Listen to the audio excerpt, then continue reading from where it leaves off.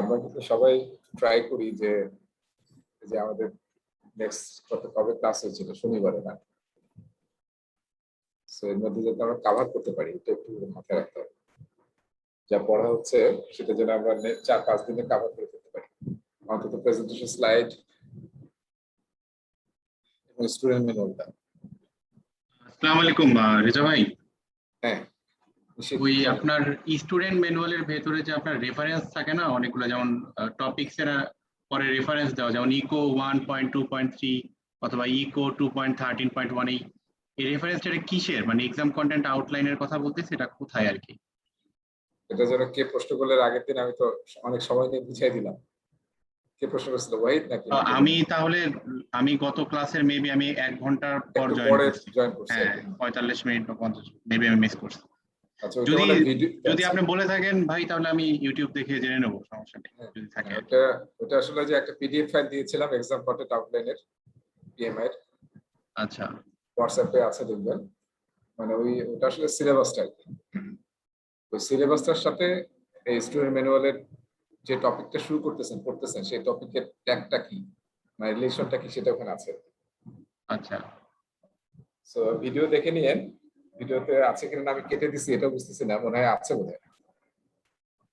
ঠিক আছে ভাই, আমি তাহলে দেখে নেব। দেখে নিন, ওটা জাস্ট অ্যালাইনমেন্ট আর কিছু না, ওটা ইম্পর্টেন্ট কিছু না, জাস্ট অ্যালাইনমেন্ট। এই টপিকে কি কি জিনিস কভার করা হচ্ছে যেটা সিলেবাসে আছে। সিলেবাসটা হচ্ছে এক্সাম কন্টেন্ট আউটলাইন ইসিও। আর ওখানে যে আপনি পয়েন্ট দেখতেছেন 1.2 সামথিং, জি জি, 1 মানে হচ্ছে ডোমেইন তিনটা, তো 1 2 3 এরকম আছে, 1 2 3 তিনটা ডোমেইন, পিপল, প্রসেস আর হচ্ছে বিজনেস এনভায়রনমেন্ট। আর প্রতিটা ডোমেইনের টাস্ক আছে। হ্যাঁ, 14 প্রথম প্রসেসে আছে হচ্ছে 17টা টাস্ক, পিপলে আছে 14টা টাস্ক, এবং বিজনেস এনভায়রনমেন্টে আছে 5টা টাস্ক। এবং প্রতিটা টাস্কের আন্ডারে অনেকগুলো আছে, কি বলে, এনাবলার্স আছে। এনাবলার্স মানে হচ্ছে এক্সাম্পল বা অ্যাকশন, যেটা ওই টাস্ক করার জন্য প্রজেক্ট ম্যানেজারকে করতে হবে, সেগুলো বলে এনাবলার। আচ্ছা, ওইটা একটু দেখে নিই তাহলে বুঝতে পারবো ওই কোডটা আসলে directly connected to ECO, exam content outline code. ভিডিওতে থাকলে আমার ভিডিওর শুরুতে আলোচনা করছিলাম, ওই যে ওয়াহিদ প্রশ্ন করেছিল তখন আমরা শুরুতেই, ক্লাস শুরুর আগে আমরা ওটা আলোচনা করছিলাম 5 মিনিট। আচ্ছা ঠিক আছে, আমি দেখে নেবো ভাই। ঠিক আছে, অলরাইট, সো লেটস স্টার্ট। গত ক্লাসে আমরা আসলে একদম শেষে ছিলাম, আসলে আমার মনে হয় আর 2 মিনিট লাগতো সেটা শেষ করার জন্য। লাস্টে যে টপিকটা পড়ছিলাম আমরা না, মডিউল 1 এর, এই যে আমরা আসলে ভিডিওটা দেখতেছিলাম, রাইট? এই ভিডিওটা আমরা দেখেছি যে কিভাবে প্ল্যানিং প্রকার গেম খেলতে হয়, খেলে আমরা স্টোরি পয়েন্ট বের করি। সো এটার পরেই আসলে আমাদের এই যে এটা নিয়ে আলোচনা করছিলাম যে যখন আমরা ভিশন এস্টিমেট তৈরি করব, শুরুতে আমরা এই চ্যাপ্টার শুরুতে আলোচনা করছিলাম, তখন আসলে আমরা দুইটা টুল ইউজ করতে পারি। একটা হচ্ছে এক্সপি মেটাফোর, আর একটা হচ্ছে প্রোডাক্ট বক্স এক্সারসাইজ বা প্রোডাক্ট বক্স কোলাবোরেশন গেম। ঠিক আছে, দুইটা আমরা খেলতে পারি। কিন্তু এই দুইটা আসলে টেকনিক ইউজ হয় যখন আমরা ভিশন এস্টিমেট তৈরি করি। এক্সপি মেটাফোরটা কেন ইউজ করা হয়, যাতে আসলে যেহেতু আমরা যখন ভিশনটা তৈরি করব তখন আসলে সবাই বুঝবে, যেখানে আসলে টেকনিক্যাল গাই থাকবে, নন টেকনিক্যাল গাই থাকবে। সো যদি আমরা সহজ মেটাফোর দিয়ে কোনো কিছু আলোচনা করি তাহলে আসলে সবার জন্য সুবিধা হয়। আর প্রোডাক্ট বক্স এক্সারসাইজ বলেছিলাম, যেটা আসলে যে আমি মেগা শপের এক্সাম্পল দিয়েছিলাম না, মনে আছে না? মেগা শপে আমরা কিন্তু আসলে প্রোডাক্ট দেখে জিনিস মানে আগ্রহ হয় আমাদের যে প্রোডাক্টের ভিতরে কি আছে। সো আমরা কিন্তু কিনি প্রোডাক্টের বক্স দেখে। সো আমরা যখন নতুন কোনো প্রোডাক্ট ডিজাইন করব তখন সেলস টিম, মার্কেটিং টিম, হ্যাঁ, সবাই মিলে আমরা আসলে একটা ফাঁকা বক্স দিয়ে আমরা বক্সের চারিদিকে আইডেন্টিফাই করার চেষ্টা করি যে কি কি ফিচার বা কি কি থাকলে যেটা আসলে কাস্টমার পিক করবে, কাস্টমার কিনবে। তো সেই আইডিয়াটা থেকে, সেই ওয়ার্কশপ থেকে আমরা আসলে প্রোডাক্টে কি কি বড় বড় ফিচার থাকা উচিত প্রোডাক্টে, সেটা আমরা ইজিলি আইডেন্টিফাই করতে পারি। সেই জন্য এটাকে বলা হয় প্রোডাক্ট বক্স এক্সারসাইজ। সো দুই টেকনিক ইউজ করা হয় আমরা যখন এই যে ভিশন স্টেটমেন্ট তৈরি করছি সেই সময়। লাস্টে গাইডলাইনে আসলে মানে আমরা যাই করি না কেন, আমরা অ্যাজাইল থেকে যা দেখলাম এবং মানে জেনারেল প্রজেক্ট ম্যানেজমেন্ট প্র্যাকটিস হচ্ছে অলওয়েজ আমরা কনসেনসাস তৈরি করার চেষ্টা করি। সেটা আপনার সেজন্য আমরা টিম চার্টার তৈরি করেছি, প্রজেক্ট চার্টার, সবগুলো কিন্তু টিম চার্টার যেমন টিমের মধ্যে কনসেনসাস, আর প্রজেক্ট চার্টার হচ্ছে প্রজেক্টের ব্যাপারে কনসেনসাস, যে আমরা এই প্রজেক্টে কি করতে যাচ্ছি। এবং আমরা যে বলেছিলাম যে অ্যাজাইল টিম করে হচ্ছে প্রোডাক্ট ভিশন বা প্রজেক্ট ভিশন স্টেটমেন্ট তৈরি করে, যেটা জাস্ট 2-3টা লাইনও হতে পারে, যেটা থাকবে ক্ল্যারিটি এবং ব্রেভিটি থাকবে, যে আমরা আসলে কি করতে চাচ্ছি প্রোডাক্ট দিয়ে বা এই প্রজেক্ট দিয়ে। সেটি আসলে আমাদের সবাই যাতে ওটাতে কনসেনসাস করি, ভিশনে সবাই যাতে ফোকাস হয়, দিস ইজ আওয়ার ফোকাস, এটা হচ্ছে আমাদের প্রজেক্ট। সো এই ছিল আমাদের আসলে টপিকটা শেষ, মডিউল 1 শেষ। মডিউল 1 শেষ হওয়ার পরে যেটা করতে হবে সেটা আসলে আপনাদের এটা কাজ, এটা আপনারা কালকে শুক্রবার আছে, কালকে সবাই কাটবে। স্টুডেন্ট ম্যানুয়াল দেখা যাচ্ছে শেয়ারে, আসছে নাকি আসে নাই? দেখা যায়। হ্যাঁ হ্যাঁ, এখানে দেখেন, এখানে কিন্তু প্রতিটা একদম লাস্টে একটা আছে না, মাস্টারি বিল্ডার্স, মাস্টারি বিল্ডার। এখানে কিন্তু এক একটা মডিউল শেষের পরে আমরা যেমন প্রথম মডিউলটা শেষ করলাম, সেই মডিউলের উপরে কয়টা প্রশ্ন আছে? 21টা প্রশ্ন আছে। তাহলে সবার রেসপন্সিবিলিটি থাকলো যে এই 21টা প্রশ্নে আপনারা পরীক্ষা দিবেন কালকে, নিজেরা পরীক্ষা দিবেন নাকি, আনসার দেখবেন না, আনসার আছে, সলিউশনে আনসার আছে, কিন্তু আনসারে যাবেন না, আগে আসলে আপনারা নিজেরা আনসার দিয়ে দেখেন কি অবস্থা। এটা পুরাটাই হচ্ছে লেসন 1 এর উপরে এক্সামটা, ঠিক আছে? এরপরে হয়তো যদি কোনো মনে হয় যে কয়েকটা কোশ্চেন আমরা ক্লাসে আলোচনা করবো যেটা কনফিউজ হয়েছেন আপনারা, সেগুলো একটু দাগিয়ে রাখবেন, আমরা ক্লাসে ওই কয়েকটা প্রশ্ন আলোচনা করবো যাতে সবার আন্ডারস্ট্যান্ডটা ক্লিয়ার হয়। তাহলে একটা অ্যাসাইনমেন্ট থাকলো, পেজ নাম্বার কত একটু লিখে রাখেন। পেজ নাম্বার হচ্ছে স্টুডেন্ট ম্যানুয়ালে 292 মোস্ট প্রবলি, পেজ নাম্বার দেখেন 292, ঠিক আছে?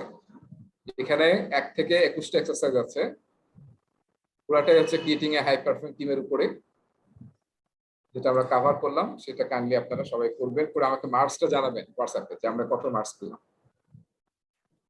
কে কত মার্কস পেলাম, ঠিক আছে? আর যেটা কনফিউজ হবেন মনে হচ্ছে যে আমার কাছে জিজ্ঞাসা করা দরকার, আমরা ক্লাসের শুরুতে সেই কোশ্চেনগুলো নিয়ে আলোচনা করি। অলরাইট, সো আমরা we are done with module 1। আমাদের কিন্তু অনেক ক্লাস লেগে গেল না, this is most probably this is the 9th class. So এখন আসবো মডিউল 2 তে। মডিউল 2 মনে রাখতে হবে, দিস ইজ, এটা আসলে সবচেয়ে বড়।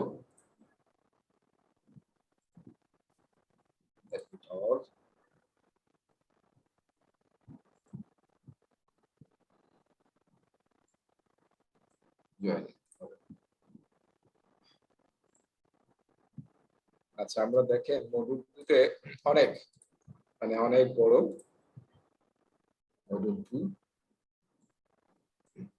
তো ফরচুনেটলি আমরা এখানে একটা টপিক অলরেডি কভার করেছি, একটা টপিক আমরা কভার করছি।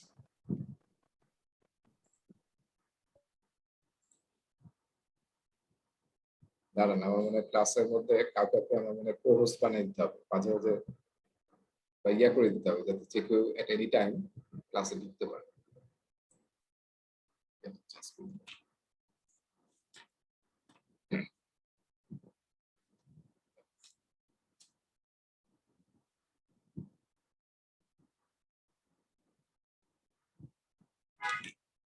আচ্ছা, লাস্ট ক্লাসের সম্বন্ধে কোনো কোশ্চেন আছে নাকি আমাদের? কোশ্চেন না থাকলে আমরা নতুন সিলেবাস নতুন টপিক শুরু করছি। হ্যালো, আসসালামু আলাইকুম। হ্যাঁ, ওকে স্যার। ভার্চুয়াল টিমে ছিল নকিং ডাউন ভার্চুয়াল ওয়ালস। হুম, এটার মিনিংটা আসলে কি হচ্ছে? Knocking down virtual walls, meaning কি হচ্ছে? হ্যাঁ হ্যাঁ হ্যাঁ, এটা একটু সাহিত্য মার্কা কথা, সাহিত্য মার্কা উপন্যাস টাইপ কথাবার্তা আর কি, বুঝছেন? যে আমরা এমন ভাবে আমাদের টেকনোলজি ইয়ে করতে হবে, এমন ভাবে টিম চার্টার তৈরি করতে হবে, কমিউনিকেশন প্ল্যান করতে হবে, যাতে মনে হয় না যে আমরা ভার্চুয়ালি কাজ করছি, মনে হয় যে আমরা কাছাকাছি আছি। হ্যাঁ, সেটা হচ্ছে আপনার নকিংটা ডাউন দ্য ভার্চুয়াল ওয়াল, ঠিক আছে? জি এমন ভাবে কাজ করতে হবে, সেটি মানে একটু হাই টচের কথাবার্তা। So, যাই হোক, সো লেসন 2 তে দেখেন স্টার্টিং দ্য প্রজেক্ট মানে কি আসলে। তার মানে আমরা এখন কি করব, প্রজেক্টের প্ল্যান তৈরি করব, ঠিক আছে? প্রজেক্ট শুরু করতে হলে কি করব, আমাদের প্ল্যান করতে হবে কিভাবে আসলে আমরা কাজ করব। এবং এখানে 9টা টপিক আছে, ঠিক আছে? 9টা টপিক আছে এবং পুরো 9টা টপিকে কিসের রিলেটেড? এই লেসন 2টা বলেছিলাম, এটা কিন্তু আমাদের হচ্ছে প্রসেস রিলেটেড, তাই না? এটা প্রসেস, 9টা কিন্তু আমাদের প্রসেস, 9টা টপিক আছে এখানে এবং এই পুরো টপিকটাই হচ্ছে লেসন প্রসেস রিলেটেড। লেসন 2 এবং সামনে লেসন 3 পাবো আমরা, দুইটাই প্রসেস রিলেটেড এবং এখানে 17টা টপিক আছে, এখানে 9টা, আর পরের টপিকে আমরা পাবো 8 টপিকস। এবং এই দুইটা টপিকের সাথে PMBOK 6 সেকশনের মানে সরাসরি রিলেশন আছে, যেহেতু PMBOK 6 সেকশনটা 49 প্রসেস নিয়ে আলোচনা হয়েছে। এখানে আমরা এখানে কিছু প্রসেস দেখবো আর নেক্সট লেসনে কিছু প্রসেস দেখবো এবং এখানে আসলে কভার করা হয়েছে মেইনলি প্ল্যানিং প্রসেসগুলো, স্টার্টিং দ্য প্রজেক্ট। এবং আমি একটা ফিগার আপনাদেরকে দেখাতে হবে, নাহলে ইয়ে হবে না, সেটা হচ্ছে যে চার্টটা।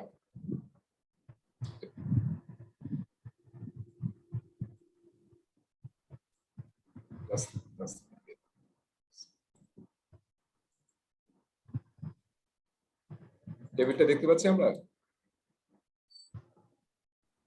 দেখা যাচ্ছে।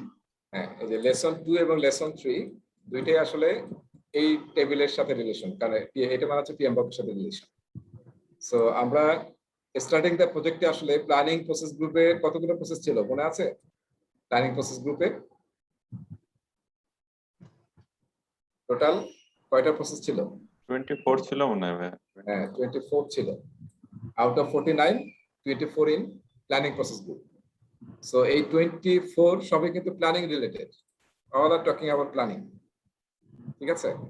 আমরা কিভাবে স্কোপ প্ল্যান করব, শিডিউল প্ল্যান করব, কস্ট প্ল্যান করব, কোয়ালিটি, রিসোর্স, কমিউনিকেশন, রিস্ক এবং হচ্ছে স্টেক প্রকিউরমেন্ট এবং স্টেক হোল্ডার।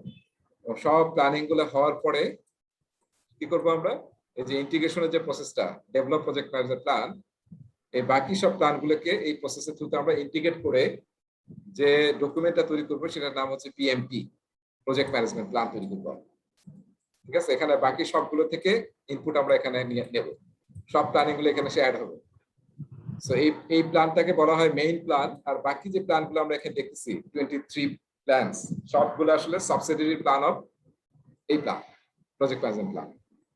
সো আমরা যে স্টার্টিং দ্য প্রজেক্ট টপিকটা শুরু করছি, লেসনটা শুরু করছি, এটা কিন্তু পুরো এই 24টা প্রসেসের, হ্যাঁ, মোটামুটি সবগুলো নিয়ে আমরা আলোচনা করি, ঠিক আছে? সো প্রথম যেটা টপিক, সেই টপিকটা আমরা অলরেডি কভার করেছি, এই যে determine appropriate project methodology, methods and practices. মনে আছে আমরা যে পড়েছিলাম অ্যাজাইল, হাইব্রিড এবং হচ্ছে প্রেডিক্টিভ। আমরা কোথা থেকে পড়েছিলাম মনে আছে? অ্যাজাইলে পড়ছিলাম ভাইয়া। হ্যাঁ, স্যার ঠিক বলছেন। আপনার অ্যাজাইল প্র্যাকটিস গাইডে চ্যাপ্টার নাম্বার 3, চ্যাপ্টার নাম্বার 3 তে আমরা ডিটেইল করেছি। সো সেটা এখানে আসলে মেনশন করা আছে, ফলে এই টপিকটা অলরেডি আমরা কভার করেছি। তারপর আমি দুই একটা জিনিস দেখাবো, দুই একটা সংজ্ঞা একটু জানা দরকার, ডেফিনিশন। এরপরে আমরা আসলে সিকোয়েন্সিয়ালি যাব, স্কোপ, শিডিউল, বাজেট, এইভাবে যাব। অলরাইট, সো লেটস সি আমরা আসলে প্রথম টপিকটা কভার করেছি, আমরা জাস্ট একটু জিনিস, কয়েকটা জিনিস দেখব। আচ্ছা, যেমন আমরা এটা পড়েছি কিন্তু না, বিজনেস কেস এবং business needs document. Business case কোথায় পড়েছি? PMBOK এর প্রথম চ্যাপ্টারে আমরা আলোচনা করছিলাম যে প্রজেক্ট শুরু হওয়ার জন্য যে জাস্টিফিকেশন, যে ডকুমেন্টের থ্রুতে আমরা তৈরি করি, সেটার নাম হচ্ছে বিজনেস কেস। এবং বিজনেস কেসটা প্রি-প্রজেক্ট অ্যাক্টিভিটি। বিজনেস কেসটা যদি অ্যাপ্রুভ হয় তাহলে প্রজেক্টের চার্টার লেখা হয়, প্রজেক্টটা শুরু হয় অফিসিয়ালি। সো বিজনেস কেস হচ্ছে জাস্টিফিকেশন অফ দ্য প্রজেক্ট, এবং তার কি কন্টেন্ট থাকে সেটা কিন্তু আমরা প্রথম চ্যাপ্টারে পড়েছিলাম PMBOK এ। তো এটা নিয়ে আবার আমরা আলোচনা করব সামনে। আরো একটা টপিক আছে যেখানে বিজনেস কেসের কন্টেন্ট গুলো আবার ডিটেইল দেখব। আর আরেকটা অনেকে বলে যে ফিজিবিলিটি স্টাডি, তাই না? বিজনেস কেসের আগেও আমরা আসলে নিডস, বিজনেস নিডস ডকুমেন্ট বা ফিজিবিলিটি স্টাডি করি, হ্যাঁ, বিজনেস কেসটা লেখার জন্য যে আসলে এটা ফিজিবল কিনা, সেটাকে বলা হচ্ছে বিজনেস নিডস ডকুমেন্ট, বা আমরা ইন্ডাস্ট্রিতে ইউজ করি ফিজিবিলিটি স্টাডি হিসাবে। সো এই ফিগারটাকে দেখিয়েছিলাম, এটা কিন্তু PMBOK এর প্রথম চ্যাপ্টারে ছিল। জি ভাই, এটা দেখাইছিলেন। হ্যাঁ, দেখাচ্ছিলাম যে কারা কারা যারা প্রশ্ন করেছিল তখন আমি দেখিয়েছিলাম। এই ফিগারটা কিন্তু এখানে নাই, আমি জাস্ট নিজে অ্যাড করছি যেহেতু ওই ডকুমেন্ট দুটো মেনশন হলো, তো সেই জন্য।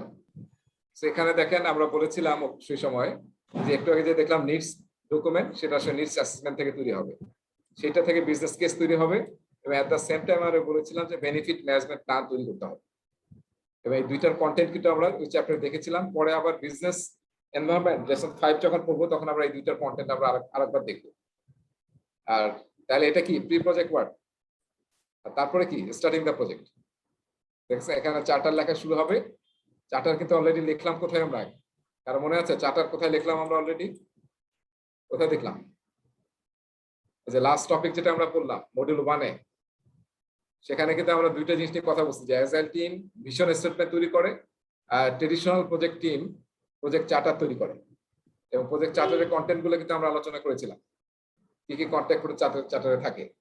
সো তার মানে প্রজেক্ট চার্টার কিন্তু অলরেডি তৈরি হয়ে গেছে আমাদের।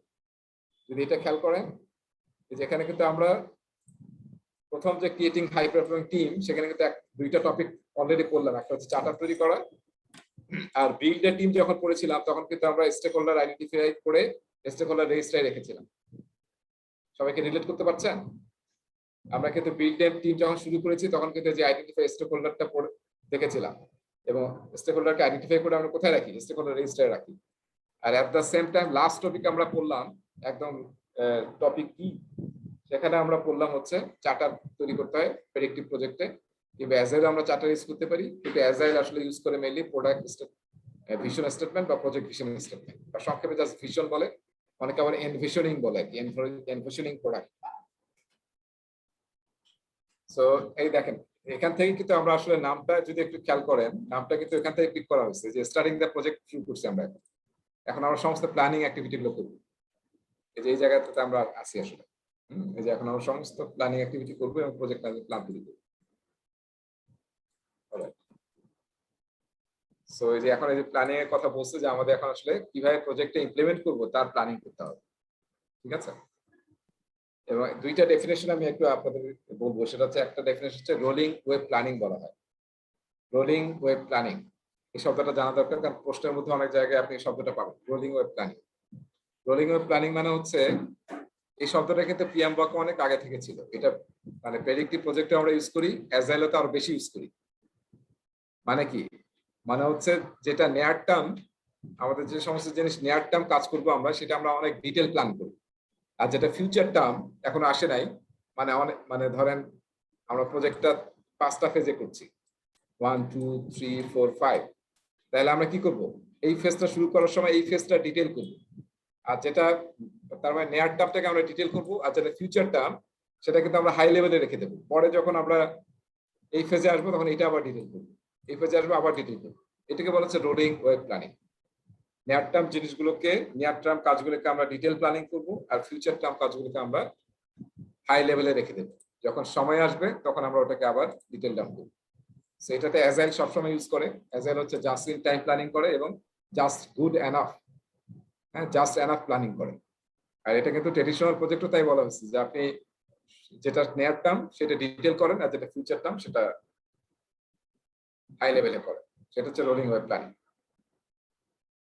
এই যে সাগরের ঢেউ দেখছেন, কক্সবাজারে তো মনে হয় সবাই গিয়েছেন, হ্যাঁ? রোলিং ওয়েব প্ল্যানিং এর আইডিয়াটা হচ্ছে যে আপনি যখন ঢেউ দেখবেন, মনে হয় যে অনেক বড় ঢেউ আসতেছে, এই ঢেউটা যখন আপনি দাঁড়াবেন মানে কুলের মধ্যে তীরে, তখন কি হবে? সেটা কিন্তু আপনার পায়ের ফেনার মতো হয়ে চলে যাচ্ছে। তার মানে কি? মানে মানে অনেক বড় থাকবে, আপনার কাছাকাছি যেটা আসবে সেটা কিন্তু ফেনা হয়ে যাচ্ছে, আর এরকম বড় ঢেউ নাই কিন্তু। সো সেটাই রোলিং ওয়েব প্ল্যানের আইডিয়াটা হচ্ছে এরকম যে আসলে বড় জিনিসগুলো যেটা নিয়ার টার্ম কাছে, আমার পায়ের কাছে যেটা কাছে, সেটা আমরা আসলে ডিটেল করব, আর যেটা অনেক দূরে সেটা আসলে হাই লেভেল থাকবে। এবং এই রোলিং ওয়েব প্ল্যানিং কিন্তু আমরা অ্যাজাইলে ইউজ করি, প্রেডিক্টিভে ইউজ করি, এবং এটাকে আমরা বলি হচ্ছে form of progressive elaboration. Progressive এলাবোরেশনের ডেফিনিশন একটু পরে আমরা দেখব। শব্দটার ডেফিনেশন আসলে আমরা মিনিং এই যে শব্দার্থ দেখে যেটা বুঝতেছি ওইটাই। প্রোগ্রেসিভলি এলাবোরেশন মানে কি? আমরা এলাবোরেট করব প্রোগ্রেসিভলি, স্টেপ বাই স্টেপস, যেটা আমরা রোলিং ওয়েব প্ল্যানেরই কিন্তু আইডিয়া, তাই না? যে আমরা কাছের জিনিসগুলোকে ডিটেল করব আর দূরের জিনিসগুলোকে হাই লেভেলে রেখে দেব, সেটাকে বলা হচ্ছে। তার মানে কি করতেছি আসলে? আমরা প্রোগ্রেসিভলি এলাবোরেট করছি, যত সময় যাচ্ছে ধীরে ধীরে আমরা এলাবোরেট করছি। So work packages, planning packages and release planning, এগুলো নিয়ে আমরা একটু পরে কথা বলবো। ওয়ার্ক প্যাকেজ, প্ল্যানিং প্যাকেজ কাকে বলে, decompose work down to the known level of detail during strategic planning. ঠিক আছে, একই কথা এটা ব্যাখ্যা করছি আর কি আমরা। Decompose work packages into activities as work progresses. এখানে অনেক ওয়ার্ড গুলো আপনাদের ইয়া লাগতে পারে যে আমরা তো এখন জানি না। যেমন আমরা প্রজেক্টকে ভেঙে কি করি, ট্রেডিশনাল প্রজেক্টে WBS কম্পোনেন্ট তৈরি করি। ঠিক আছে, সবাই কি WBS জানেন? এখানে ওয়ার্ক ব্রেকডাউন স্ট্রাকচার আজকে আমরা পড়বো। অনেক হয়তো আমরা জানি, কারণ এটা সব জায়গায় ইউজ করা হয়, মানে সব প্রজেক্ট ম্যানেজমেন্টেই WBS ইউজ করা হয়, ওয়ার্ক ব্রেকডাউন স্ট্রাকচার। আইডিয়াটা কি, প্রজেক্ট আসলে বড় একটা জিনিস, তাই না? সেটাকে আমরা ম্যানেজেবল কম্পোনেন্ট বানানোর জন্য এটাকে আমরা স্মলার কম্পোনেন্টে ব্রেকডাউন করি, সেটাকে বলা হয় ওয়ার্ক ব্রেকডাউন স্ট্রাকচার। সেটাকে নেক্সট লেভেলে আমরা আরো ছোট করি, পরে আমরা কি বানাই, ওয়ার্ক প্যাকেজ তৈরি করি। ঠিক আছে, তার মানে কয়েকটা ওয়ার্ক প্যাকেজ মিলে একটা WBS হয়, আর ছোট ছোট WBS মিলে আর মাঝখানে আরো থাকতে পারে, মানে মেজর WBS তৈরি হয়। আবার আরো বড় কয়েকটা WBS নিয়ে আরো বড় WBS তৈরি হতে পারে, এবং ফাইনালি প্রজেক্ট হচ্ছে সবচেয়ে বড় আর কি। এই ওয়ার্ক প্যাকেজ যে আমরা তৈরি করতেছি প্রতিটা কিন্তু দেখেন প্রশ্ন স্টপ করলাম, সেটা হচ্ছে যে দেখেন আমরা এই যে অ্যাজিলিটি শিখলাম, ওই আপনি শিখাইলেন, তারপর এই যে কানবান এগুলা ইয়ে করলাম, কিন্তু আবার এখানে WBS আসতেছে। WBS তো ওয়াটারফলের পুরান মানদাদার আমলের, এটা কেন বানাইতে? This is a false statement. আপনি যে অ্যাজাইলে আমরা পড়লাম, অ্যাজাইলে কি পড়লাম, ভিশন থেকে আমরা কি করি মনে আছে? আমরা ভিশন থেকে রোডম্যাপ তৈরি করি, রিলিজ তৈরি করি, তাই না? আমি একটা ফিগারও দেখিয়েছিলাম। এই দুইটা কিন্তু পাশাপাশি একই কথা। অ্যাজাইলের টার্মিনোলজি গুলো different, same breakdown they are doing. আর আমরা ট্রেডিশনালে কিন্তু এই ধরনের ব্রেকডাউন করি। আর ট্রেডিশনাল তো প্রেডিক্টিভ প্রজেক্ট তো বাতিল হয়ে যায় নাই, আমরা কিন্তু দুইটাই valid method of doing project. ঠিক আছে, আর আমরা তো পরীক্ষাতে 50% প্রেডিক্টিভ থেকে আসবে। এখন সব প্রজেক্টে আপনি অ্যাজাইল করতে পারবেন না, করা যাবে? আমরা দেখেছি যে কোন কোন জায়গায় অ্যাজাইল করা যাবে আর কোন কোন জায়গায় অ্যাজাইল ফিট না। কামরুল ভাই, হ্যাঁ গট ইট ভাই। না এখন ওই যে এগুলা একটা অ্যাড করছেন, বুঝছেন? আপনারা তো মানে সিলেবাস বাড়ায় সমুদ্রে ফেলে দিচ্ছেন, এই সমুদ্রে ফেলে দিছে যে এই জন্য ভাই পারে না, ব্যবসা ভালোই করতেছে দিয়ে, যাতে মানুষ ফেল করবে আর পরীক্ষা দিবে। হ্যাঁ, সো আমাদের তো দুইটাই জানতে হবে, অ্যাজাইলও জানতে হবে, কারণ ইন্ডাস্ট্রি ট্রেন্ড যেদিকে যাচ্ছে আমাদের না জানলে তো আমাদেরই কাজে সমস্যা হবে, জানাটা দরকার। সো এটা কিন্তু ওই যে আমি বললাম প্রজেক্টকে ব্রেকডাউন করে WBS তৈরি করছি, ওয়ার্ক প্যাকেজ তৈরি করছি। এটা কি আসলে আমরা কিন্তু রোলিং ওয়ার্ক প্ল্যানিংই করছি, তাই না? যে ওয়ার্ক প্যাকেজটা ইমিডিয়েটলি করবো সেটা আরো ডিটেইলে টাস্কে চলে যাবে, আর যেটা এখন আমরা পরে আসবে সেই সেটা ওয়ার্ক প্যাকেজের লেভেলে রেখে দেবো, এরকম একটি ব্যাপারটা।